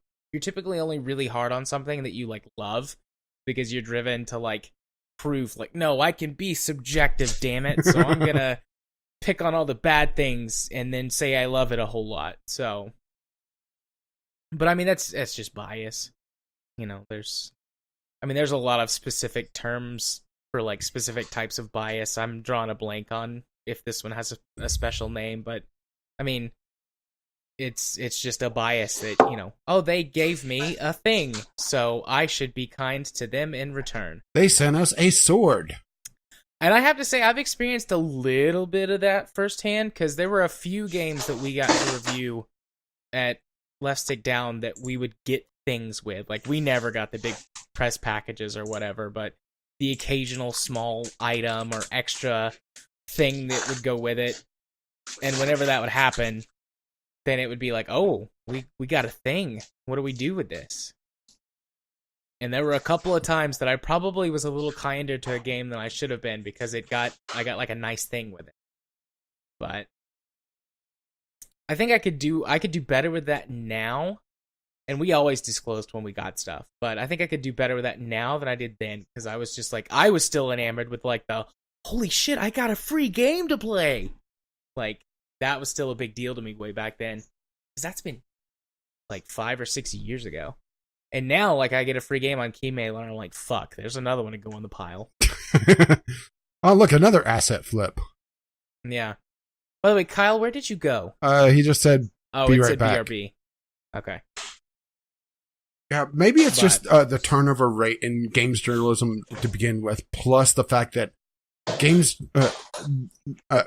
the industry runs at a very breakneck speed, so there's no time for it to really sit down and analyze trailers outside of the niche YouTuber.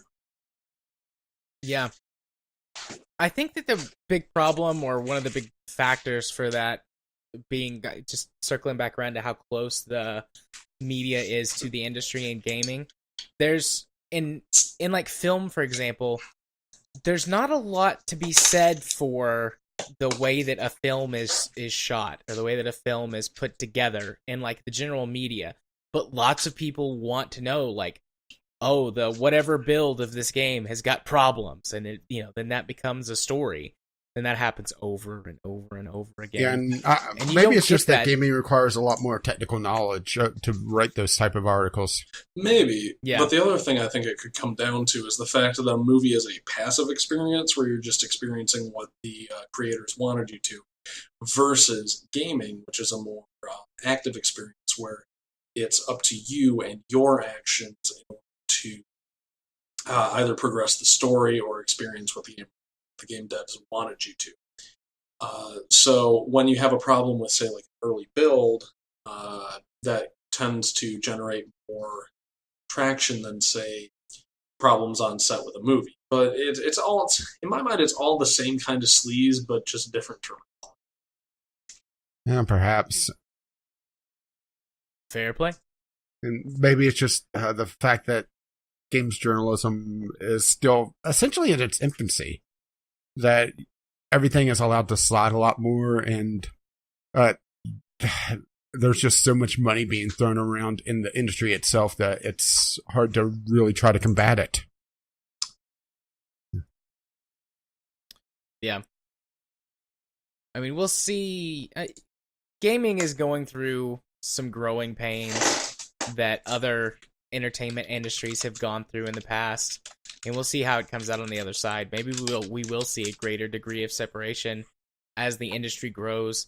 Maybe we'll see I don't want to necessarily say better or higher quality journalist, but journalists that are informed by all of this shit that's been going on for the last few years. Yeah, I just hope more even just niche journalists that aren't even affiliated with the big sites, because that's the other thing is the YouTubers. Getting the smaller YouTubers that are the single man or small team operations that are able to put out more quality news and raise awareness of issues. I'm going to go ahead and throw a hand grenade for this conversation. So I know what you're talking about when you say smaller teams that can focus on the news. You're talking about people who can essentially take a look at something, cut through a lot of the industry bullshit, and present facts. I'm more talking about ones that aren't on so much of a time frame to have to get an article out while the hype is still real about a game. Right. I feel like you and I are talking about the same things. We're just describing it differently. But clarity is always welcome. Now, my question to you then becomes, what of the YouTubers who are essentially in it for the views? And I'm talking about your PewDiePie and your Pliers Mark. Now, I'm not saying that they're not good to watch, but...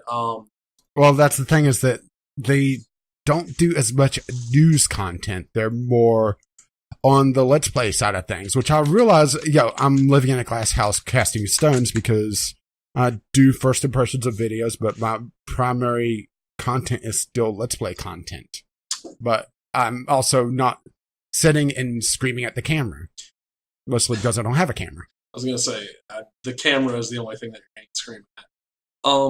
But what I'm talking about is, how do you think that, and this is not even a topic, I'm just bringing this up, how do you think that affects the gaming journalism sector of the internet? The idea that there can be these people who are showing legitimate gameplay and having legitimate reactions to it. And that's not necessarily news, but it is, for lack of a better term, free marketing for these games. Because... Well, simple, Nintendo will shut it down. Let's assume that we're not dealing with Nintendo. It definitely has its place, but I really think that the majority of your purchasing decision shouldn't be just Let's Play content. It should be someone sitting and looking at a game on a technical level, particularly with how rough some games can run these days. Even on the required specs or the recommended specs. Mm-hmm.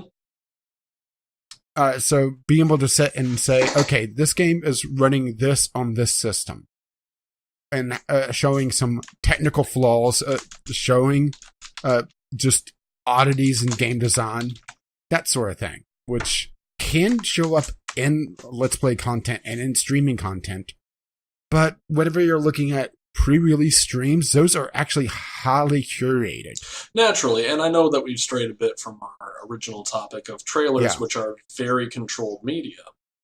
But so too, I'm trying to. I don't know. Yeah, what but I'm this trying was to do. also My kind of point an is, I entry just brought into this up just because general I gaming. thought it'd be interesting to discuss. I mean, I have gotten stuff that's pre-release, and because I don't do Let's Play content as pre-release stuff, there's actually been more than a few games that have gotten embargoes on, saying, okay, you can only play up until this point. You can only do this.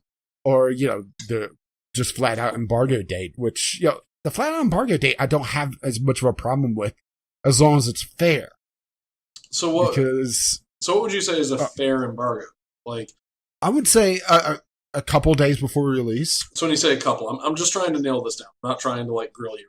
1 or 2 days at least. Okay. Because it gives you time to be able to get content out and be able to come through it.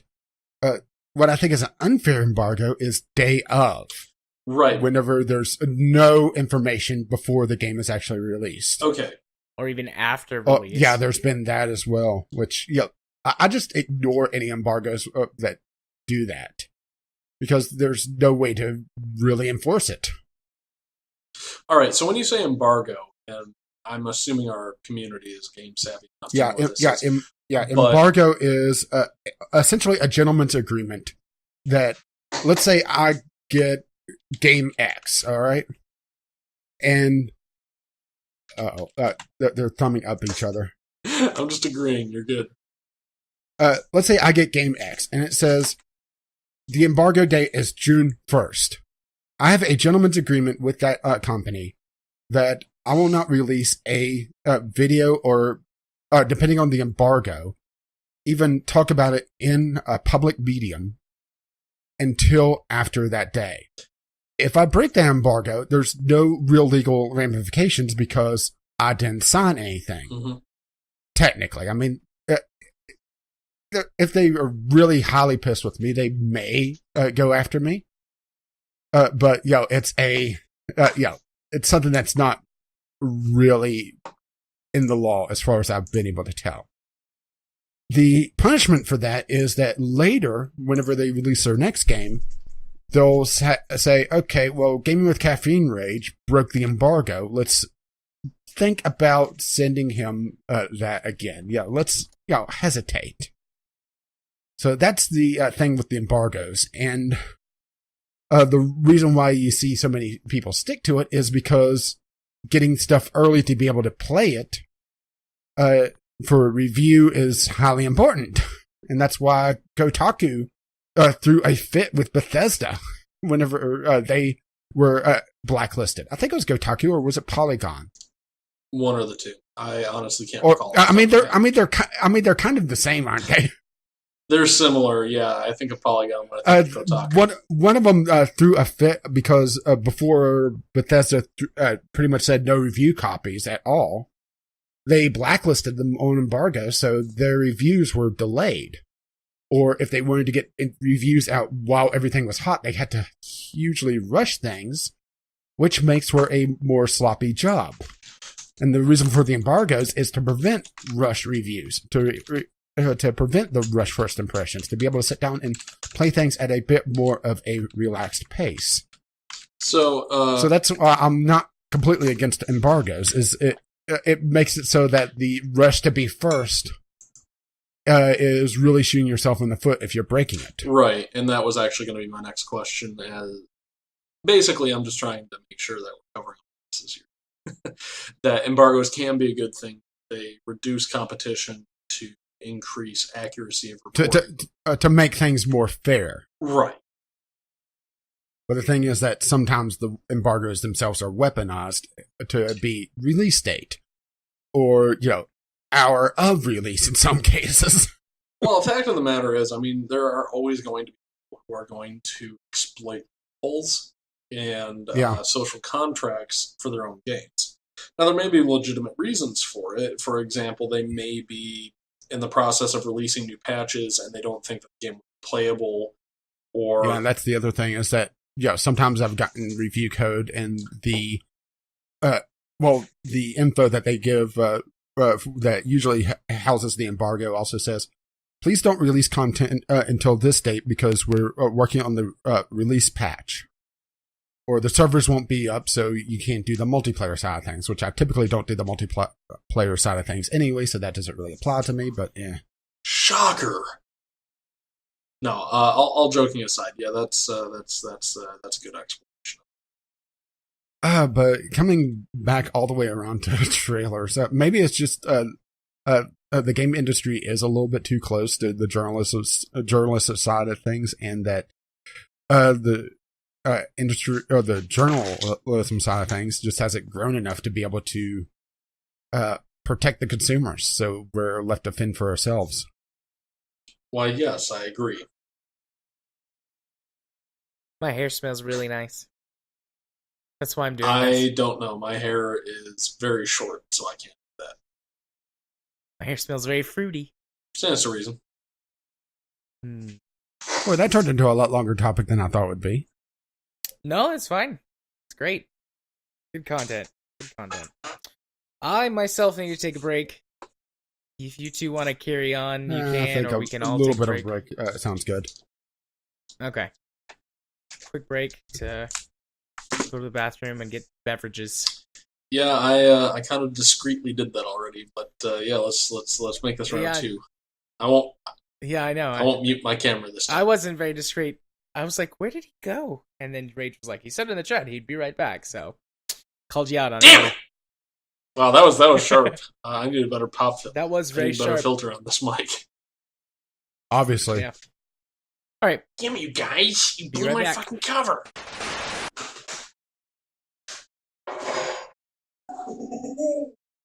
What are you doing? I'm breaking things. Don't worry about it. Breaking shit. Whatever, yeah, shit. I can break shit if I want to. Hello, everybody. As far as I know, I'm back, so I'm just gonna go ahead and spew nonsense for a minute. See, I'm of the mindset that nature will eventually create something which tells nature to go fuck itself. In an Earth's case, that's humanity.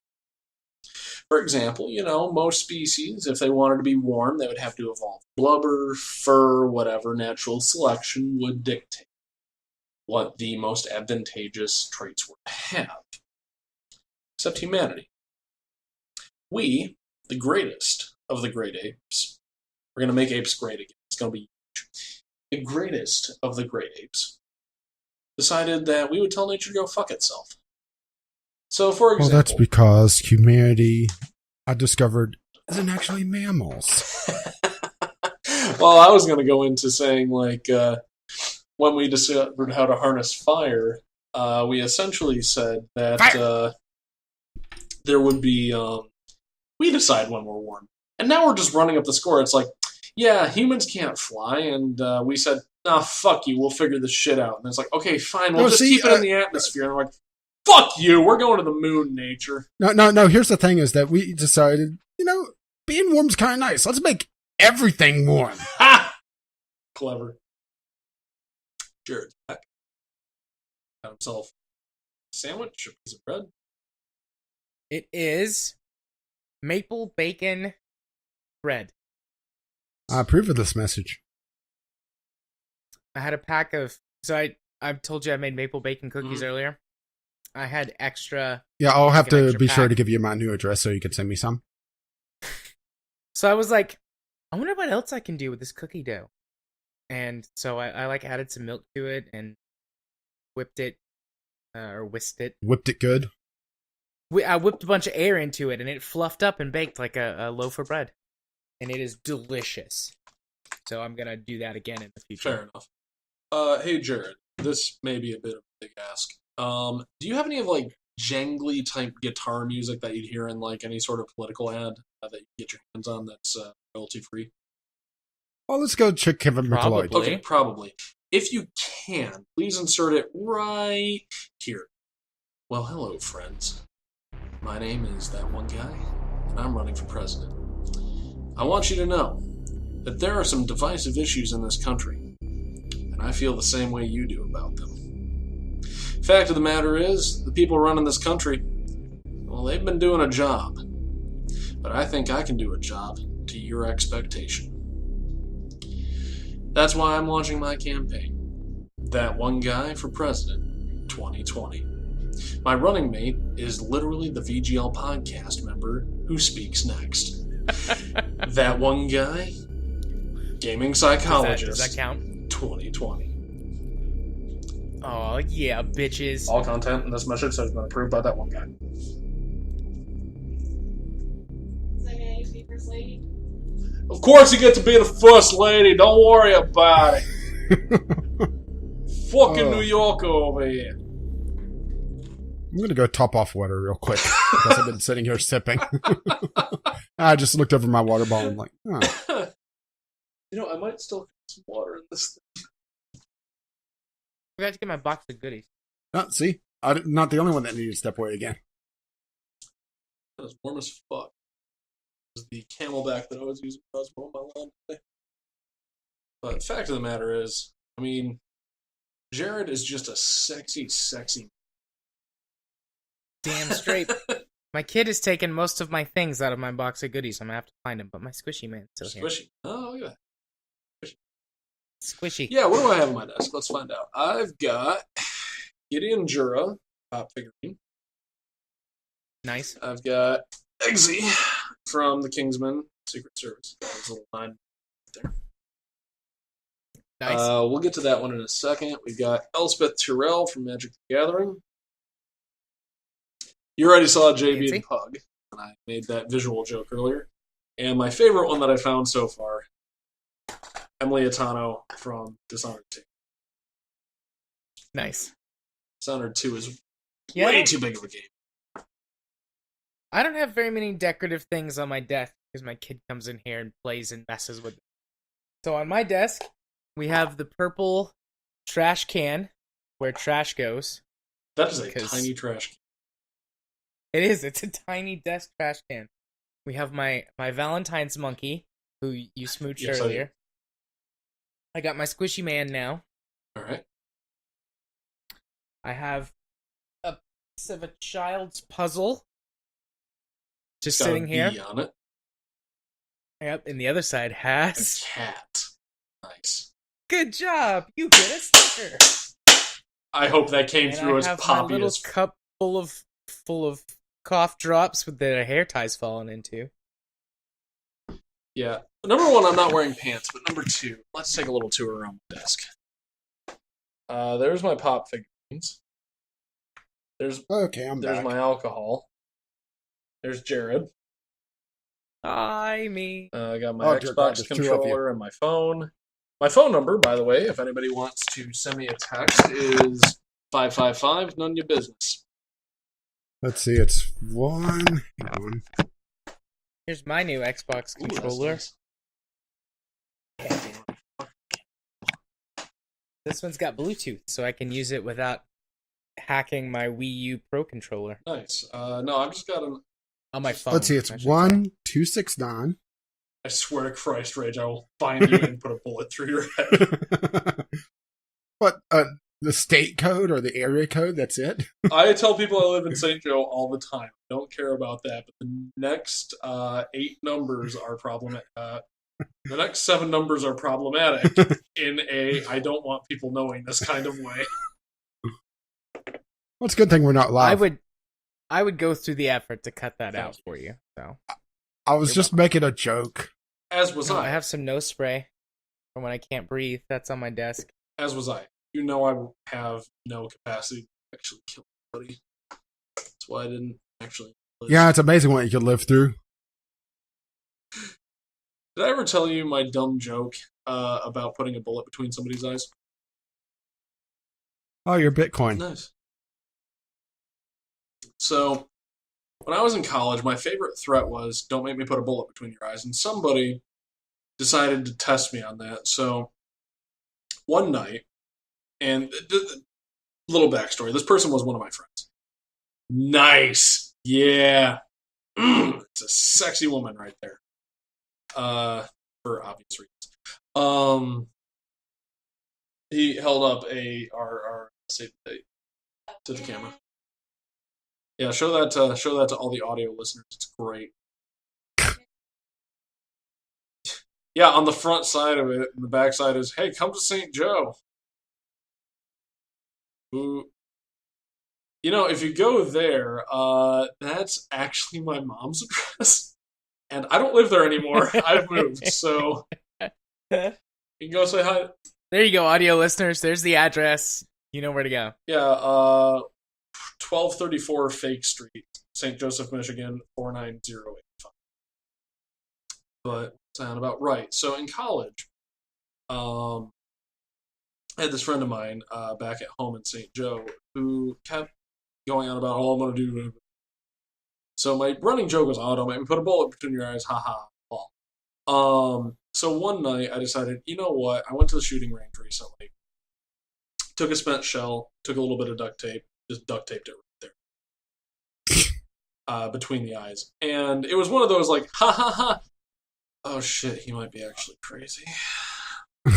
Moments. A terroristic threat these days. Well, keep in mind that was like 2000. FBI shows up. Keep in mind that was like 2010, so that was before all this nonsense started going down. And honestly, it's one of those things that I sort of regret, but not really. Like you look back, and I was thumbing through some old like forum. Yeah, posts. that's what, like 200-300 school shootings back now.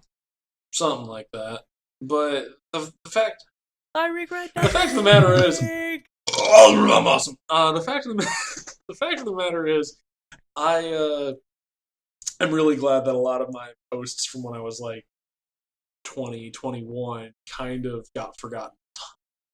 Mostly because I did some kind of douchey shit. Yeah, I'm kind of glad I didn't grow up in the Twitter age. Me I too. got Twitter because of the Kerbal, so I didn't really get into that until I absolutely had to. Yeah. I didn't do MySpace, but I didn't get into Facebook until late. So I was already in college when I started doing stuff on Facebook. And by that point, I was old enough and smart enough to not post like lots of stupid shit, only just like a little stupid shit. Alright, And nothing that I would regret. There's a dumb fucking picture. Oh, that's because you have no shame. That's true. I also have no shame, but potential employers and governments are not going to see me. Oh, who the fuck am I kidding? Governments will be all over my ass for all the shit I post on Twitter.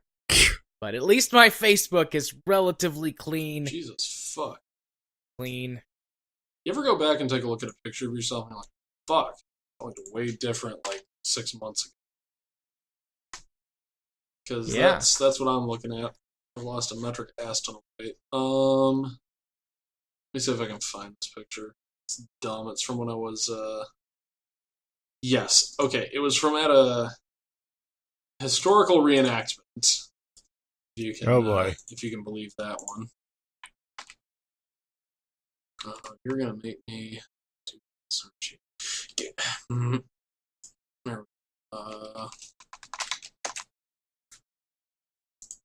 You guys can keep talking. This is a one-note joke. So, well, I was thinking we should start with another topic. So this was me back when I was about 19 at a historical reenactment that rolls through town so often. Save. Yeah. So that was a lot less bad. But yeah, I'd be willing to open a new topic. I'm awesome. What's on your list? Well, we have bucket list. We have games a game you shouldn't like based on usual taste, but find you do, and is Steam too powerful? I'd be willing to go for one of the last two. Game you don't like based on usual tastes. Yeah, I actually have 3 of those. Okay. Then we can go ahead and do that. Rach, you spoke first, so you can go first. Okay, so let's go with one that you may not have heard of. Kerbal Space Program. The fuck is that? But not for possibly the reason that, for the spirit of the question, it's that I typically don't have the tolerance for some of the bullshit bugs that Kerbal has had over the years, especially after it left early access. But we've talked about this before, so it's not treading new ground. So I'll stay off. I won't stay on this for very long. But it's more just because this is such a unique game. I have a lot more tolerance for a lot of stuff that I wouldn't have otherwise. I love that Kyle's miming, but after clapping. Or snapping, or whatever. But just because of how unique the game is, I have a lot more tolerance for the bugs that otherwise would have had me refund this game ages ago, or would have had me just stop playing. Having my space station blow up because the Kraken, that I spent 12 hours building and designing, that sort of thing. Any other game, I would have been, fuck you. But this, it's more revert a save and, see if it does it again. That sort of thing. And this is one of the rare games that I kind of forgive the bugs just because it's so ambitious for its engine and everything else it does. So that's, one of the games I thought of pretty much instantly. Fair enough. I'm nodding like people can see what the fuck I'm... Yeah. I mean, I do the same thing even when I'm not on video. I'll just nod. Sometimes I call it and be like, I just nodded at what you said. Like, you can see me. Although you can see me nod right now. Just a little Yu-Gi-Oh! Bridge reference. Attention, duelists! My head is nodding. Alright, that joke. I'm just gonna go commit seppuku over here. Don't fucking worry about it. Wait till after the podcast for that. Yeah, my sword is up. Yeah, besides, this is an All right, audio podcast, so, the visual goodness would be lost on us. I, too, have a few on my list. The one at the top, though, that was the least obvious, I think, Rage, you know this already because we've talked about it, but I don't know if I've ever said it on the show, but Battle Block Theater. Yeah. Platformers are the only genre that has not had anything in it to really win me over. But Battle Block Theater, between the art style... Long sword. I think that's more of a knife. Fucking wow. That's not a knife. Nice. After I finish talking, I'll go get my sword. Yeah, there we go. But yeah, Battle Block Theater, between the art style and the soundtrack and the way that the cutscenes are presented and the narrator, like, that's what sort of won me on that game, like the way that it's presented. I still don't go in for the mechanics on the game, but I really enjoy the way that the whole game is presented to you. Yeah, mechanically, So- it's a very basic game overall, with the real strength of it actually being the co-op. Yeah, Well, it's just presented really well. yeah. But I mean, I hate platformers with a passion. They're, like I just said, they're the only genre that's really never had anything to win me to it, to try multiple titles in said genre. But Battle Block Theater is the only platformer I've ever played that I really have enjoyed at all. I don't even like classic stuff like any of the Marios or Metroidvania type games. I guess old Metroid and old Castlevania. Yeah, because Excuse Metroid me. went first-person shooter. And Yeah. Castlevania, I think it died, right? It imploded. Yeah. Case of implosion. so- Direct that. But anyways, so yeah, that was the one that was the at the top of my list and maybe the least obvious. So Yeah, see, I went most Kyle? obvious first. Fair enough. Now, a bit about my gaming proclivities. I'm not really apt to turn my Sure what to nose. say? Well, apt to turn my nose up at anything. I'm trying to find the best way to say this.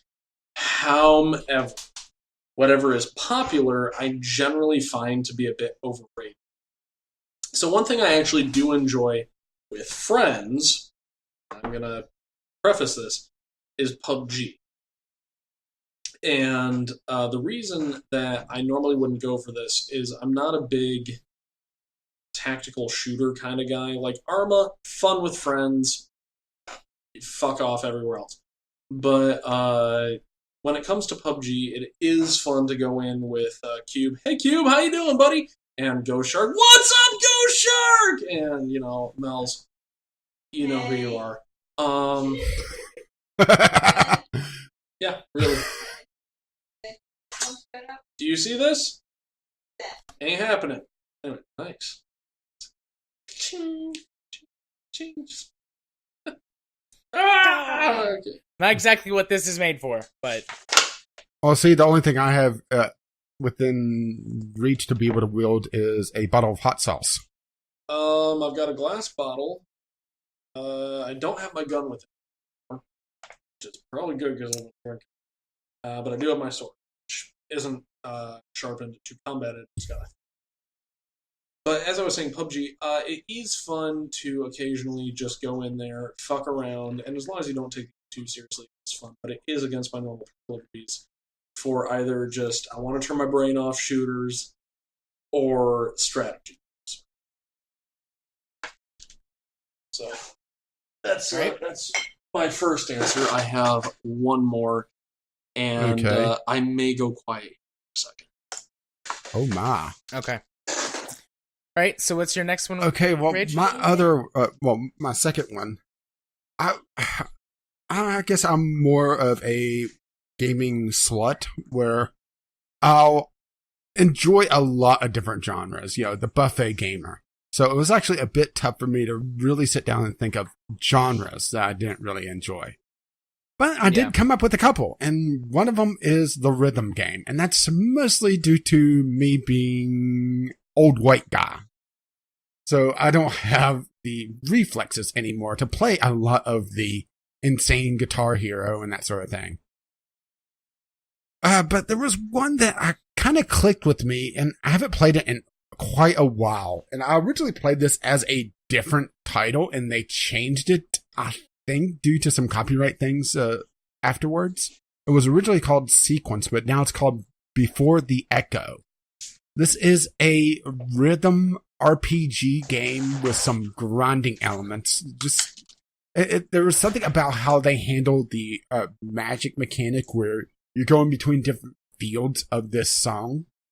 And this sort of pseudo-electronic, I'm not sure the actual genre of the music in this game, but it's not hugely fast-paced, but it's comfortable enough that I could play it while still offering a challenge. And still having to balance a few different things on top of an RPG mechanic that made it a little bit more palatable. Plus, they had some interesting humor in it, where you're basically this guy that wakes up in a tower full of just crazy people and just really, really weird personalities on the bosses. It's an interesting game, and it's actually fairly niche nowadays. And that's it's kind of my entry to the rhythm game genre that I hadn't really been able to get another one that really kind of scratched that itch, to really get me to want to play it. I did get Crypt of the Necrodancer. It was a gift last year that I never sat down and actually played. Now I think about it, so I'm gonna have to try that at some point to see if that works, because that is a roguelike rhythm. And maybe it's just putting in the filler content from another genre, so it's not it's not pure cut rhythm. It's something else that makes it a little bit more interesting to me. I've always liked rhythm games. I played started with the first Guitar Hero game, and I was always like, I can't play real musical instruments, but I can play this piece of plastic tat like no tomorrow. Well, see, I could play an actual musical instrument, so I'm curious, what do you play with? maybe I just didn't need saxophone. Nice. What you would play a saxophone? What you would expect something else? I was wondering what Kyle was expecting me to play. It was between piano and guitar. Actually, been wanting to learn guitar, but just It's an interesting thing, but it looks a little much. Well, my question is, how much do you value your fingertips? Well, that's also the thing, is that I don't think I have the fingers for a guitar. Well, see, sidebar. I play the cello, so my fingers are always pretty calloused on my left hand. And generally, what I'll do is I'll find a song that Mel's fucking hates or just refuses to learn the words to, and then I'll learn how to play it on the cello and just kind of doodle on it for a minute. So, But Jared, what was that comment? Of course you would. Of course you would. Of course you play saxophone. I wouldn't expect anyone who sounds like you to play any other instrument except maybe a bass. I could see you playing a bass. racist. Go on. Sorry, there was something came out of my mouth. Not sure if that's necessarily racist or not. Oh, fucking it's no. somethingist. It's Soundist? somethingist. Audioist? Musicist. Soundist? Oh, fucking Yeah. Status? No, I'm status. All right. Yeah, So I'm not two- sure how I should take that. So the number 2 game on my list is The Surge. It was the theme that got me into this style of game. I'd always been sort of curious about the Dark Souls-esque genre, but The Surge... Kyle is making some lewd comments right now. But The Surge is what really got me into it. It's really hard to focus when I'm like picturing you sucking my dick. Especially when you make the gestures and everything. That's right, you choke on it, bitch. Oh. Anyways. I couldn't keep that down. It was too hot and magical. That's what she said. Oh my. That's what she things said. that Mel's will say on her wedding No. night. Bam! All right, I'm back in form. All right. Well, she obviously won't be but choking. I do. Fucking. Oh. Wow. Wow. Fucking wow. Get owned. Got wrecked. You see this bottle right here? The width of the neck of this has jack shit to do with my genitals. I wouldn't worry about it. Don't even know why I brought it up. Anyways, I don't mind games that are challenging. Like, the main reason that I never went for the Dark Souls-esque genre wasn't just because they were challenging. I just didn't like beating my head against the wall. But I found a theme that got me into it, and now I like them. And eventually, whenever I stop playing BattleTech, one of the games that I'm going to get into is Dark Souls 3. I know, you're shaking your head no. You want me to get the Dark Souls 1 remaster? Why are you pointing Yes, fingers at me? I'm agreeing with you. I'm fucking. Look at me, thumbs up. Okay. little gags. I know He you wants want me to to get get the Demon Dark Souls Souls. remaster. Oh, I know you want me to get the Dark Souls remaster, but I mean, I'm interested in giving other games in the genre a try now. fair enough. And I was like anti-Dark Souls for a long time because I was like, I don't want to fucking play a game that's so hard that I won't enjoy it. But I just had to find the right one, and I'm kind of into it now. Comments on it, because I. What? Um. You have lots of feelings about Dark Souls. I was nervous bringing this up, but it was one of the only games I could put on the Sure. list. I'm just gonna talk for 2 minutes here. Probably. Number one, Dark Souls Remastered. What was that, 20? Solves a lot of the problems I feel like you were having with original Dark Souls when we tried that last time. In that it's 60 frames consistently. It streams like shit on my system. I have no idea why. I haven't dug into it. But the other thing that they've added, and this is something I wanted to talk to you about for a second. This is the best time to do it publicly, on a recorded podcast. They've added a system in which you are more likely to link with your friends versus not. So, like, I would be more than willing to do a co-op playthrough for recording with either you, Rage, or both, because you can have up to 2 people co-oping. But it's fantastic. I mean, the ultimate experience for Dark Souls is in Dark Souls Remastered. I do feel a little bad abandoning some of my characters, but whatever. Anyways, you were saying about the Surge, which is a piece of shit that I'm not a fan of for reasons. Okay. No, cool, I'm done. cool. I see how See, you I- kind of passive aggressively snuck Oh that yeah, comment in It's there. it's not even passive I can't aggressive. tell it's, his comments. No, this is fuck Deck 13. They didn't respond to me about fucking nudist mech suit wearing, stuck in the same clothes.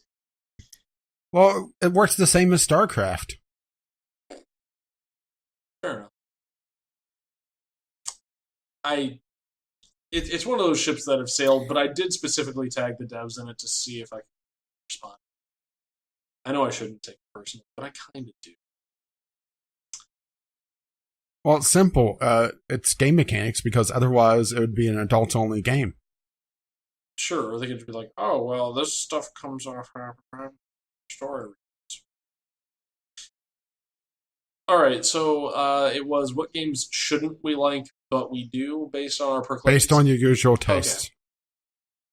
Yep, you said you had two, so it's your turn. Well, these two kind of fall into the same category for me.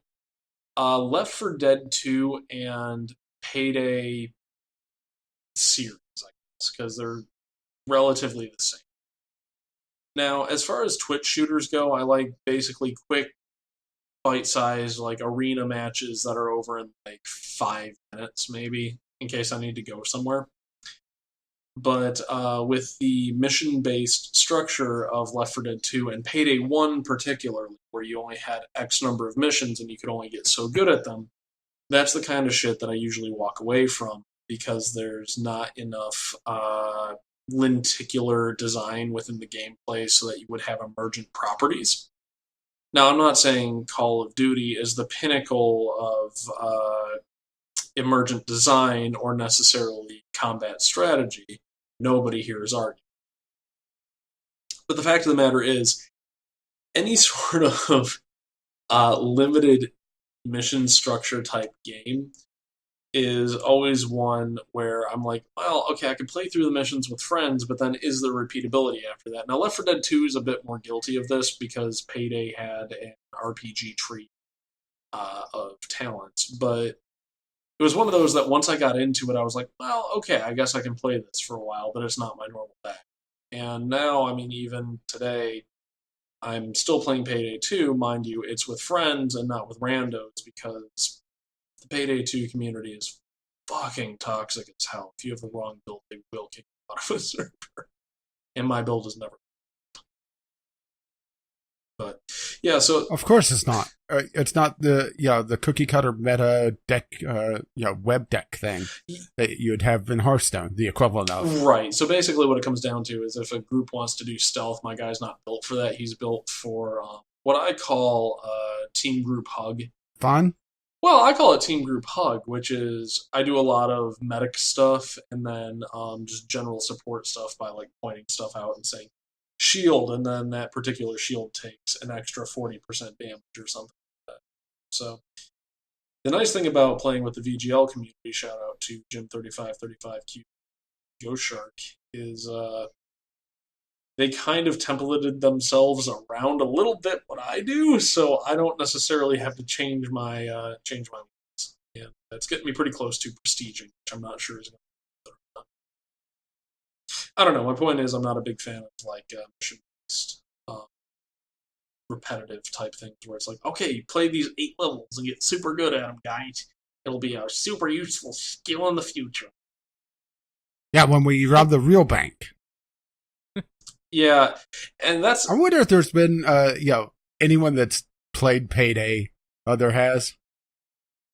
I don't know that for a fact, but just yes, there has to have been. There has to have been, Well, right? sure, but then you also have to ask yourself, okay, I don't know if Rage can contribute to this, but I know for a fact, Jared, you can. There's a certain hardware requirement of familiarity with firearms, and you have to wonder if somebody with the proclivity to rob a bank from playing one of the Payday games didn't already have the hardware, because I can't really imagine somebody who hadn't played Payday before going out, buying the hardware, and then robbing a bank. BB guns.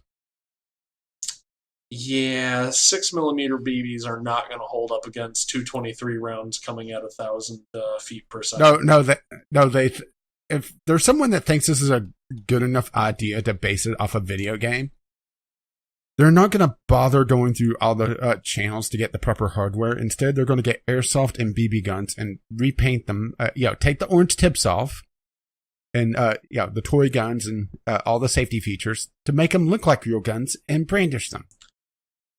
Yeah, that's gonna end. That's gonna end with it's going to end by suicide by a cop. But I'm not saying it's a good idea, but it wouldn't shock me. Yeah. Well, fact of the matter is, like I said, I'm not big on like repetitive type stuff, but Payday 2, if I have the right group of friends, has kept my interest. You say you're not big on repetitive stuff, but Call of Duty Zombies? That's a little different. That's more of like an arcade style game, and again, it falls under like the breezy game category, where if I just have like 5-10 minutes to spare, I'm like, hey, do you guys want to go try and get as far as we can in like 5 minutes? That's fine. Also, for the record, I haven't played Call of Duty Zombies in a year. I'm a year sober, not for lack of trying, though. But yeah, so that's that. And then I've got, I guess, one more. I don't know how many you have, Rage. I got one more. Okay. So I guess it's me up unless Jared has another one. No, you can go ahead. I'm looking for people who say they robbed a bank because of Payday 2. Have fun. Oh, I'm sure that there's at least someone blaming it, Yeah. Because, video games cause violence and everything else wrong. Absolutely. My other one is in the tower defense genre. Another one that I've never really been able to stomach, mostly due to mazing, where a good chunk of the genre is either very passive, place turrets on a set lane and let them go, or you have to set up a very particular maze to have everything funneled down through all your turrets. And I've played some of the first type, but never really was able to get into the second type. Even Defense Grid, to a degree, maybe could also fit into this.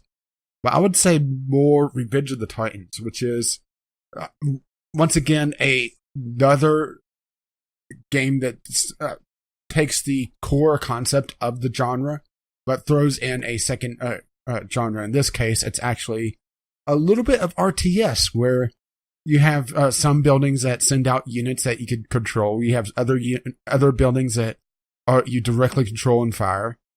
And there is amazing aspect to some degree, but the aliens are also more intelligent. So if you try to funnel them too much, they'll actually start to break down the barriers to bypass them.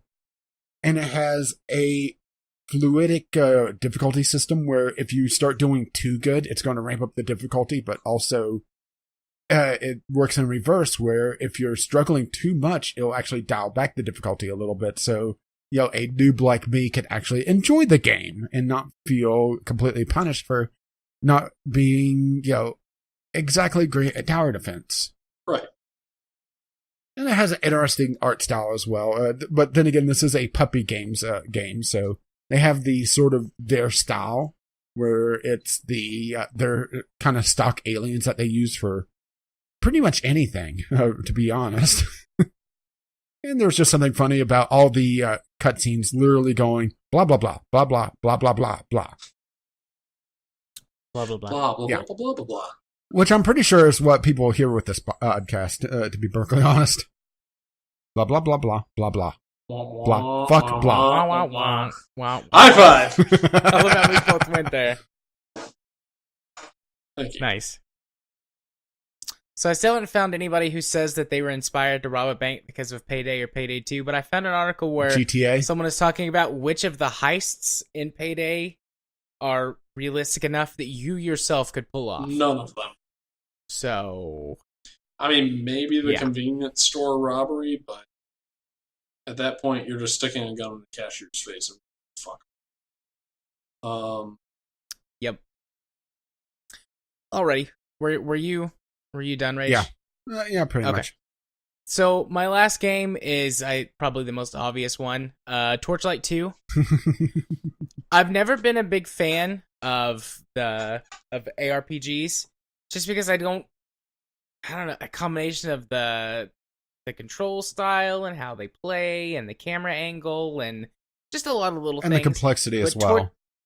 yeah, I don't mind complex games, but it always feels like I'm walking off the deep end of into an ocean of things that I don't Oh, understand. don't worry, that's going to be in a few months.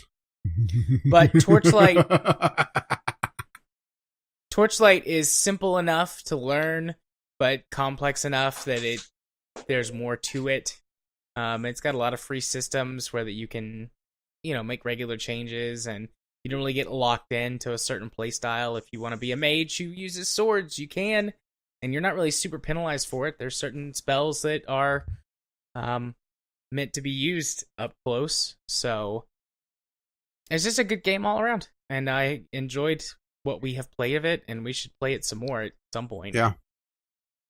But yeah, I like it. Yeah, it's flexible enough that you could go into it with pretty much any idea that you have based around its systems. But also the pet system in it is really nice. Granted, I may have went a little nuts with my pet system, but I have like an army of different mechanoids following me. Yeah, it works though. But every class has a pet in that game, and it could be used as a support character, a little bit of damage, but also sending your shit off to sell in town without having to leave the dungeon. Exactly. I mean, why do you get a pet if you can't just strap your excess shit to it and send them off to make a profit? Yeah, and most of them even have a cute little backpack.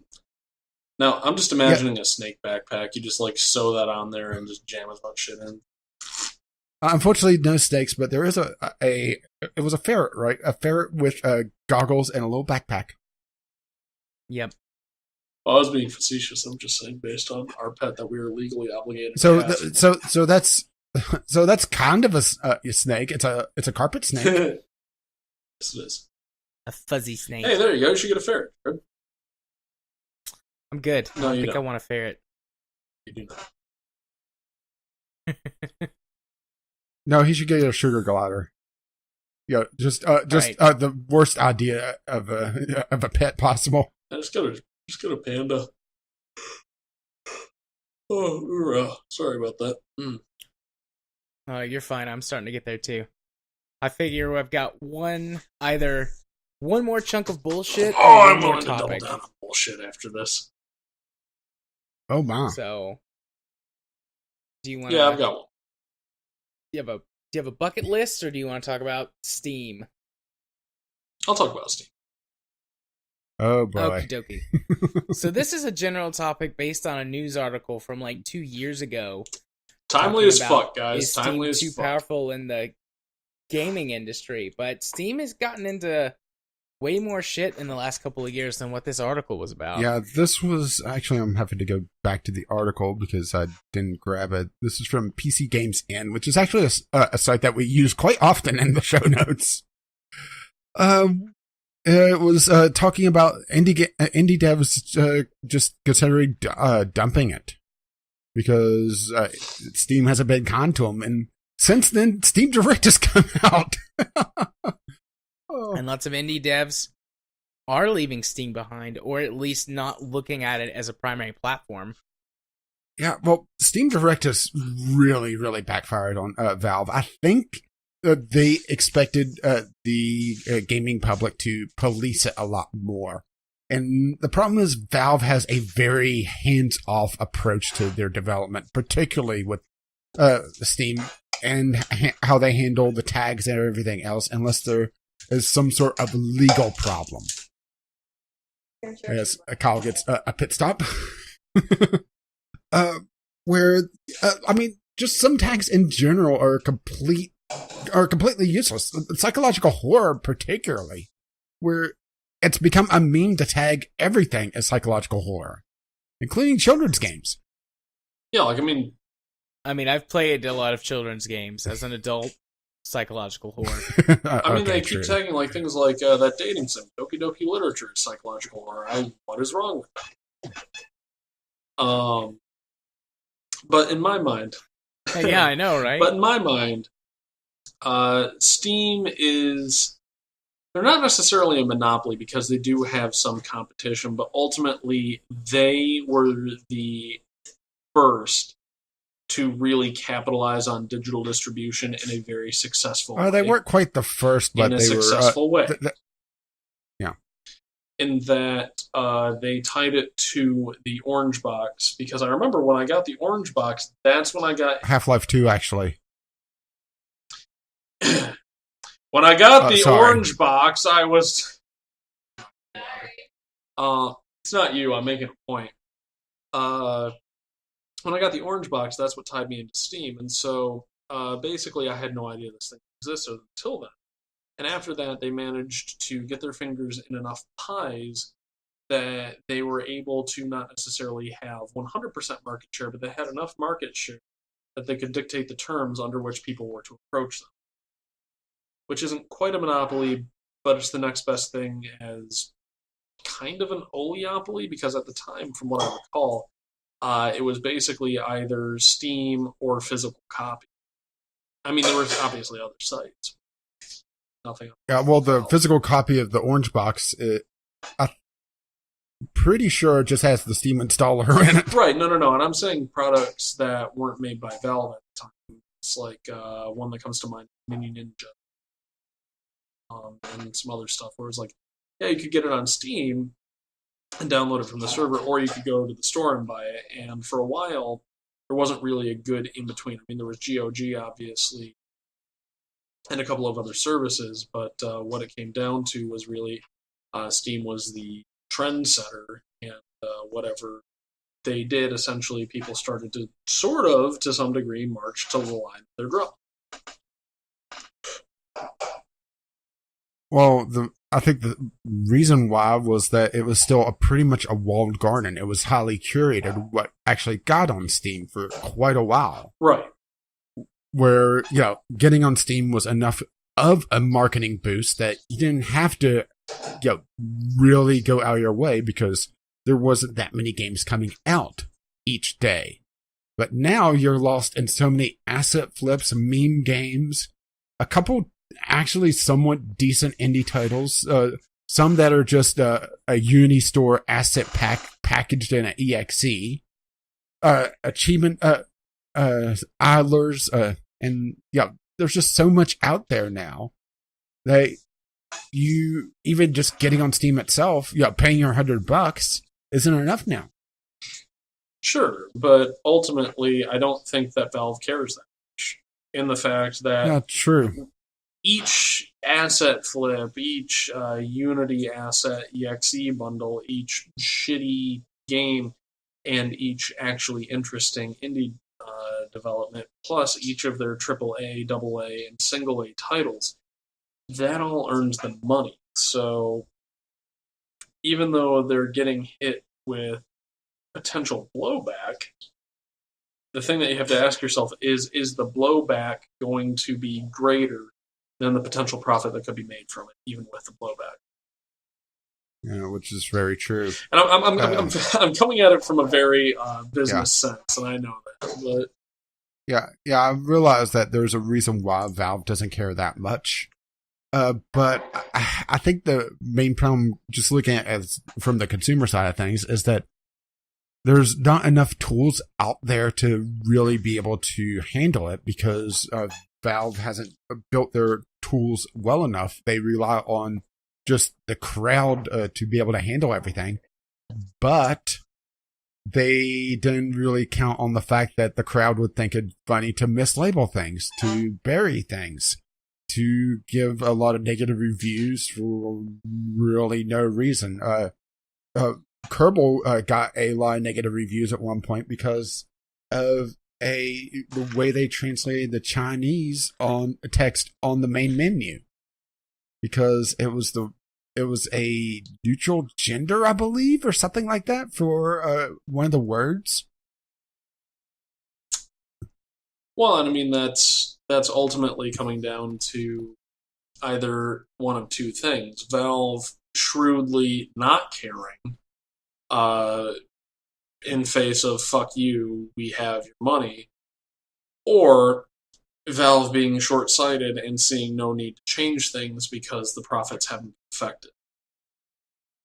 Now, I'm not saying Valve is necessarily evil, nor malicious, nor out to get you. However, No, they're not EA. no, they're not evil assholes. Yet.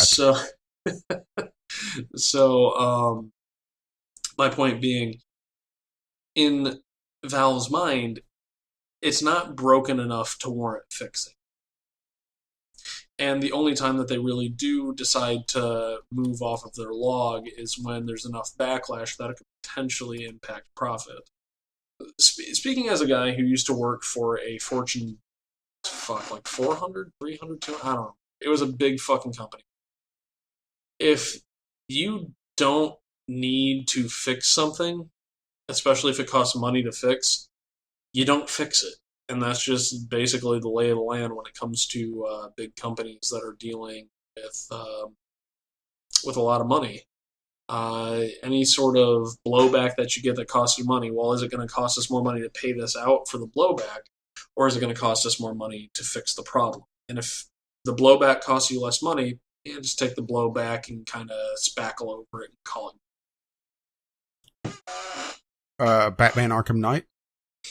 Well, that was blowback big enough that they pulled it from the store, but But they did patch it to some degree, but they never completely fixed it. correct. But it was also the first blowback right after Valve put in refunds, or I shouldn't say put in, because that makes it sound a lot more generous. They were forced to put them in. Right, but then the other thing that you have to ask is, even if Arkham Knight decided to be a shitty game and Valve lost money on refund, people would already be aware of the ecosystem, and with that money, and this would probably be more Jared's domain with the psychology, when you got the money back. That's twice you've made that promise. Like I said, now. it would be more your domain, but this is also an economics thing. Where you get money back and you're thinking, oh, well, this is extra money that I would have spent place A, B, or C, but I'm already here on this platform, so let's get a game that I already like. Sunk cost? I don't even think it's sunk cost. I think it's shifted value or something. I have fucking no idea what the names for these things are. I don't think that would necessarily be sunk cost, but I also have no idea actually what that would go Right, under. but do you see what I'm trying to hammer home? Yeah. Like, it's not sunk cost. Maybe it's sunk profit? I don't know. It's like a weird thing where I have money that I had already allocated to something else, but now I'm getting it back so I can allocate it to something else. Jared's pulling out his DSM-9. I'm quickly Googling to see if there's like anything that will like show up or can jog my memory. My DSM is at my office at work. I've got my pocket DSM In your on the pocket? bookshelf. Alright. It's on the bookshelf behind That's me. not a pocket. Not with that attitude. It it's doesn't not. really fit in your pocket. It's too big to fit in a pocket, but it's called the pocket DSM. Cargo pants. It would fit in a cargo pants Let me pocket. just go get my cargo pants a quick minute. But yeah, so I mean, ultimately, again, even though that they did lose money on the refund, you have to ask yourself, did they make money in other areas off of that? People just reinvesting their funds and getting involved with the ecosystem. Particularly with how Valve handles their refunds, where it goes back into the wallet. Mm-hmm. Or has an option to just go back in the wallet. Right, and with that, you would be shunted more strongly into the ecosystem. Now, for sake of example, I use an iPhone, which is tied to the phone number 269 number. And Am I going to get threatened again if I go for the next set of numbers? yes, you will be very threatened with that, or bleeped, one of the two.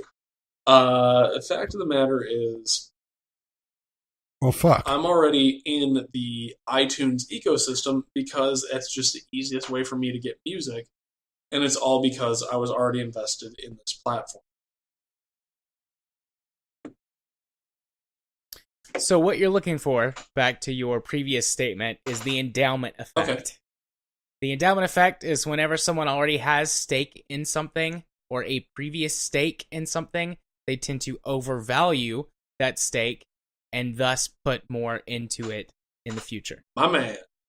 Are willing to put money All into in the right, yeah, future. that's what I was looking for. And So there you go. endowment effect. There That's you go. interesting. I'll have to file that away.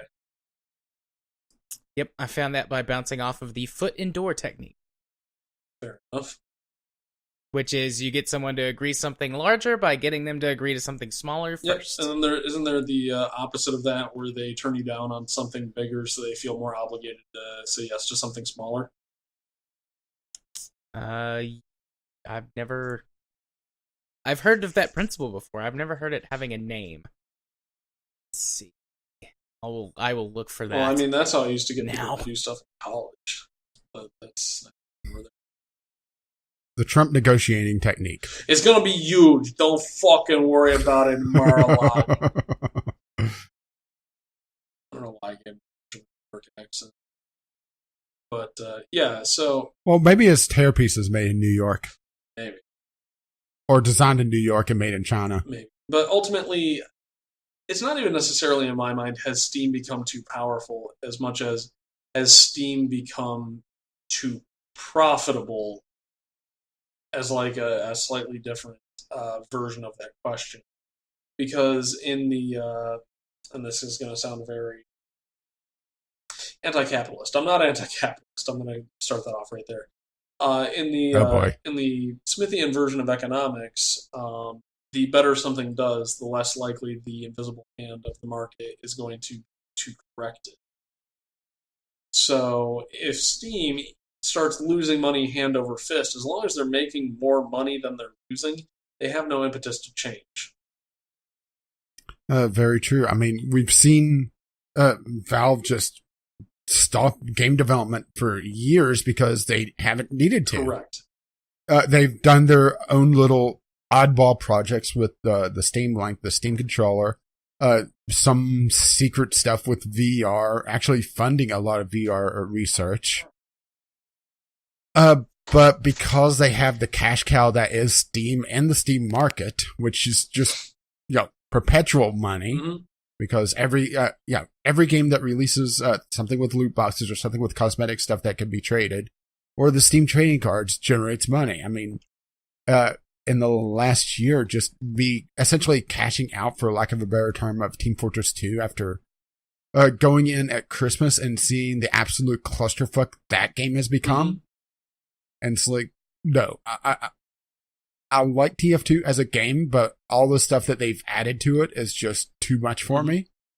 So I sold all my cosmetic stuff that I got just via gameplay. Mm-hmm. And, I made like $60 off of it. Right, and then that $60 On top of all the trading cards and everything else. And, that's going to be in the Steam summer sale.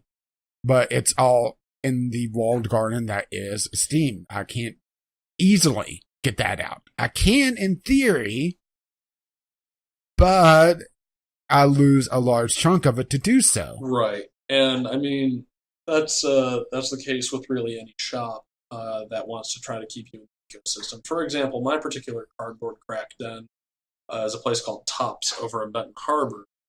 And anytime I sell Magic cards that are worth any sort of money, they'll be like, well, we can give you about a third of the value of that card in cash, or we can give you 50% of the overall value of that card in store credit.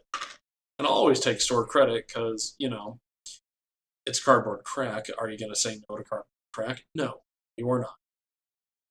Well, I am, because I have no one here to play with. Well, in my personal experience, I also parlay that in board games, which, again, does not solve your problem, but... that's just replacing your crack with different crack, replacing it with heroin. Look, I sent a picture out on Twitter the other week that is essentially, hey guys, I have a problem. This isn't a cry for help, but I just have too fucking many board games. Which is not a problem. Yeah. And then I chastised you and said, come back when you have a closet full. Well, that room is technically an off. It's already a third full. By the way, that bookshelf is not all of my games. Okay. It's just the bookshelf is full, is what I was getting at. But yeah. So, I don't know. Is Steam too powerful? Probably, but is that a problem? It really depends on how the other marketplaces are able to handle, because well, let's take the latest controversy, the waifu war, where they've been going after visual novels, or being pressured to by overzealous religious group. Supposedly, I mean, there's been some doubt cast upon that in the last few days. If that's the reason, or who knows, right? But anime titties. All right. Well, because of that crackdown, or supposed crackdown, they've reversed it since then. GOG actually started opening up. Or was it Green Man? Or there was, I think it was GOG though, where they were opening up to the developers that were being censored. So, yes, Valve does control the market to a greater degree, but their mistakes are a great capitalization for the smaller markets. Sure. So it's kind of counterbalancing it. Yeah, but then that also comes down to, when there's a counterbalance in the market, is that because there's actual competition, supply and demand effects at play, or is it because Steam or they're just fucked shooting up? themselves in the foot? Right. Which comes down to, is Steam too powerful? Which I swing back to, maybe, but is that a bad thing for consumers? I don't know. It depends on what Valve does in the next few years, because a lot, I think, is still just Gaben's influence and control, because Valve has just a weird ecosystem in their corporation, where it's really almost a consortium of different teams. Right. And a very flat structure overall, with Gaben being the lord and master of Valve. Gaben's not going to be around forever. So I was what about happens? to make that point. I read a paper or a study, or I can't remember exactly what it was that I read, but it was talking about whenever companies lose like that influential, charismatic founder, like Apple with Steve Jobs was their big thing. And like, he was not a great person, like not the best person, but as the head of that company, he was passionate and driven to make Apple the best company that it could be.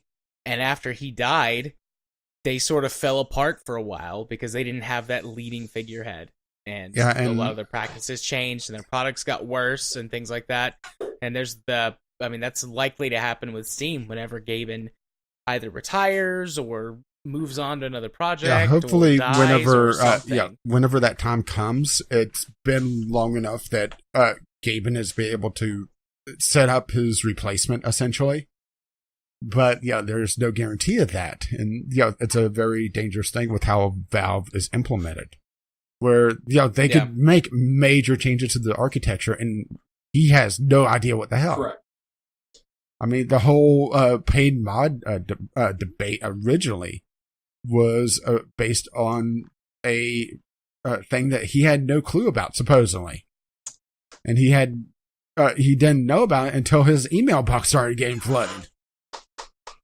Which I'm not sure if I buy completely, but it's hard to say one way or the other. But it's such a weird position Valve is in, just in general, because I don't think they ever designed Steam to be the leading marketplace on PC.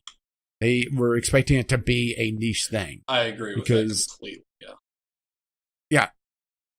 I mean, a lot of design decisions, even in recent years, is more designed around a smaller market than Valve ever should have had in their original design goals. And I think that may be part of the reason why we haven't seen another Valve, or another Steam, I should say, is that any of these markets, they're trying to be essentially what was WoW killers back in the day. But you're not going to be able to catch up. You need to build small and build up. But that's not profitable to an investor. They don't see that as oh, we're going to corner the market. We're going to do this. No, it's building small, building up a stable growth, but it's not as attractive. It's not as sexy. Yeah. I mean, Steam was sort of lightning in a bottle. Right product, right time. And attached to the right product, because in order to get Steam originally, it was attached to Half-Life 2, which was a very hyped title to a very popular franchise at that point, because it was several games around the original Half-Life. So they had their foot in the door. So coming back around to Kyle, who is distracted right now. Yep. Responding to some tweets. Yep. Tweet. But yeah, I think we're just circling the drain on this here, where we're all just kind of in agreeathon. Now, not to be pushy balls McGee over here, but you're gonna be pushy. I am going to be a little bit pushy balls McGee. It is midnight. I do need to be up in 6.5 hours, so I would very, very much like to go to bed. Yeah, probably a good place to really cut things off there, because the other topics can hold. Indeed. Well, there was only one left. We did 4. Yeah. And some good BSing. Yeah. Yeah, so that should be an episode-ish. Indeed. Agreed. Indeed. 2 hours and 51 minutes. 52 minutes. Minus some stuff. But there's at least one there. I might cut it up into 2. You never know. Never know.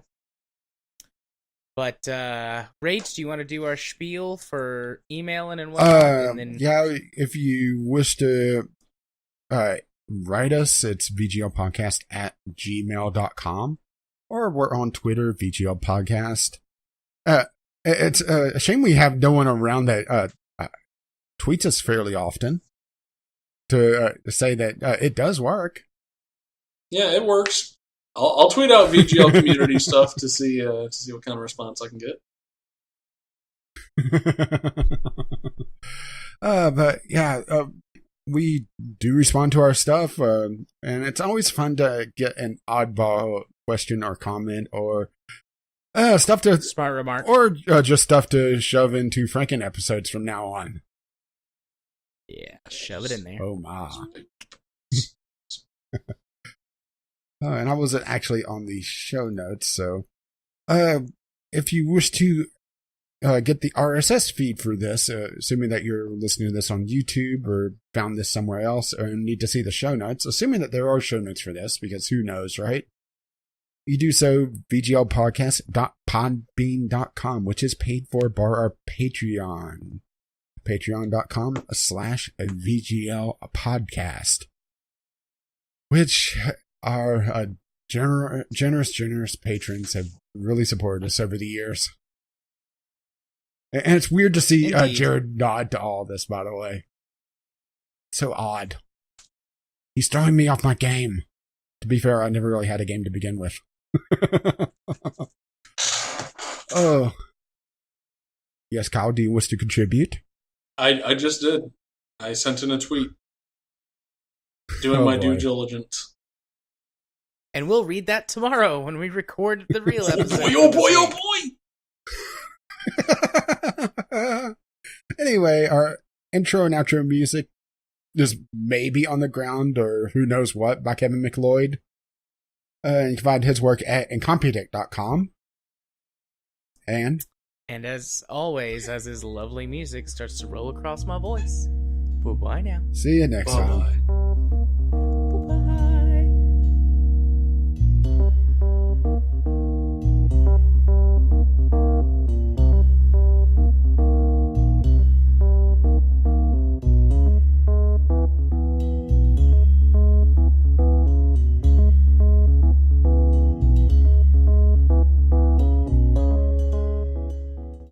So one thing I did promise I would do before we stop recording is I took a Twitter poll to see what people wanted to hear on the podcast, or my next contribution. I didn't mention that I was actually on the podcast.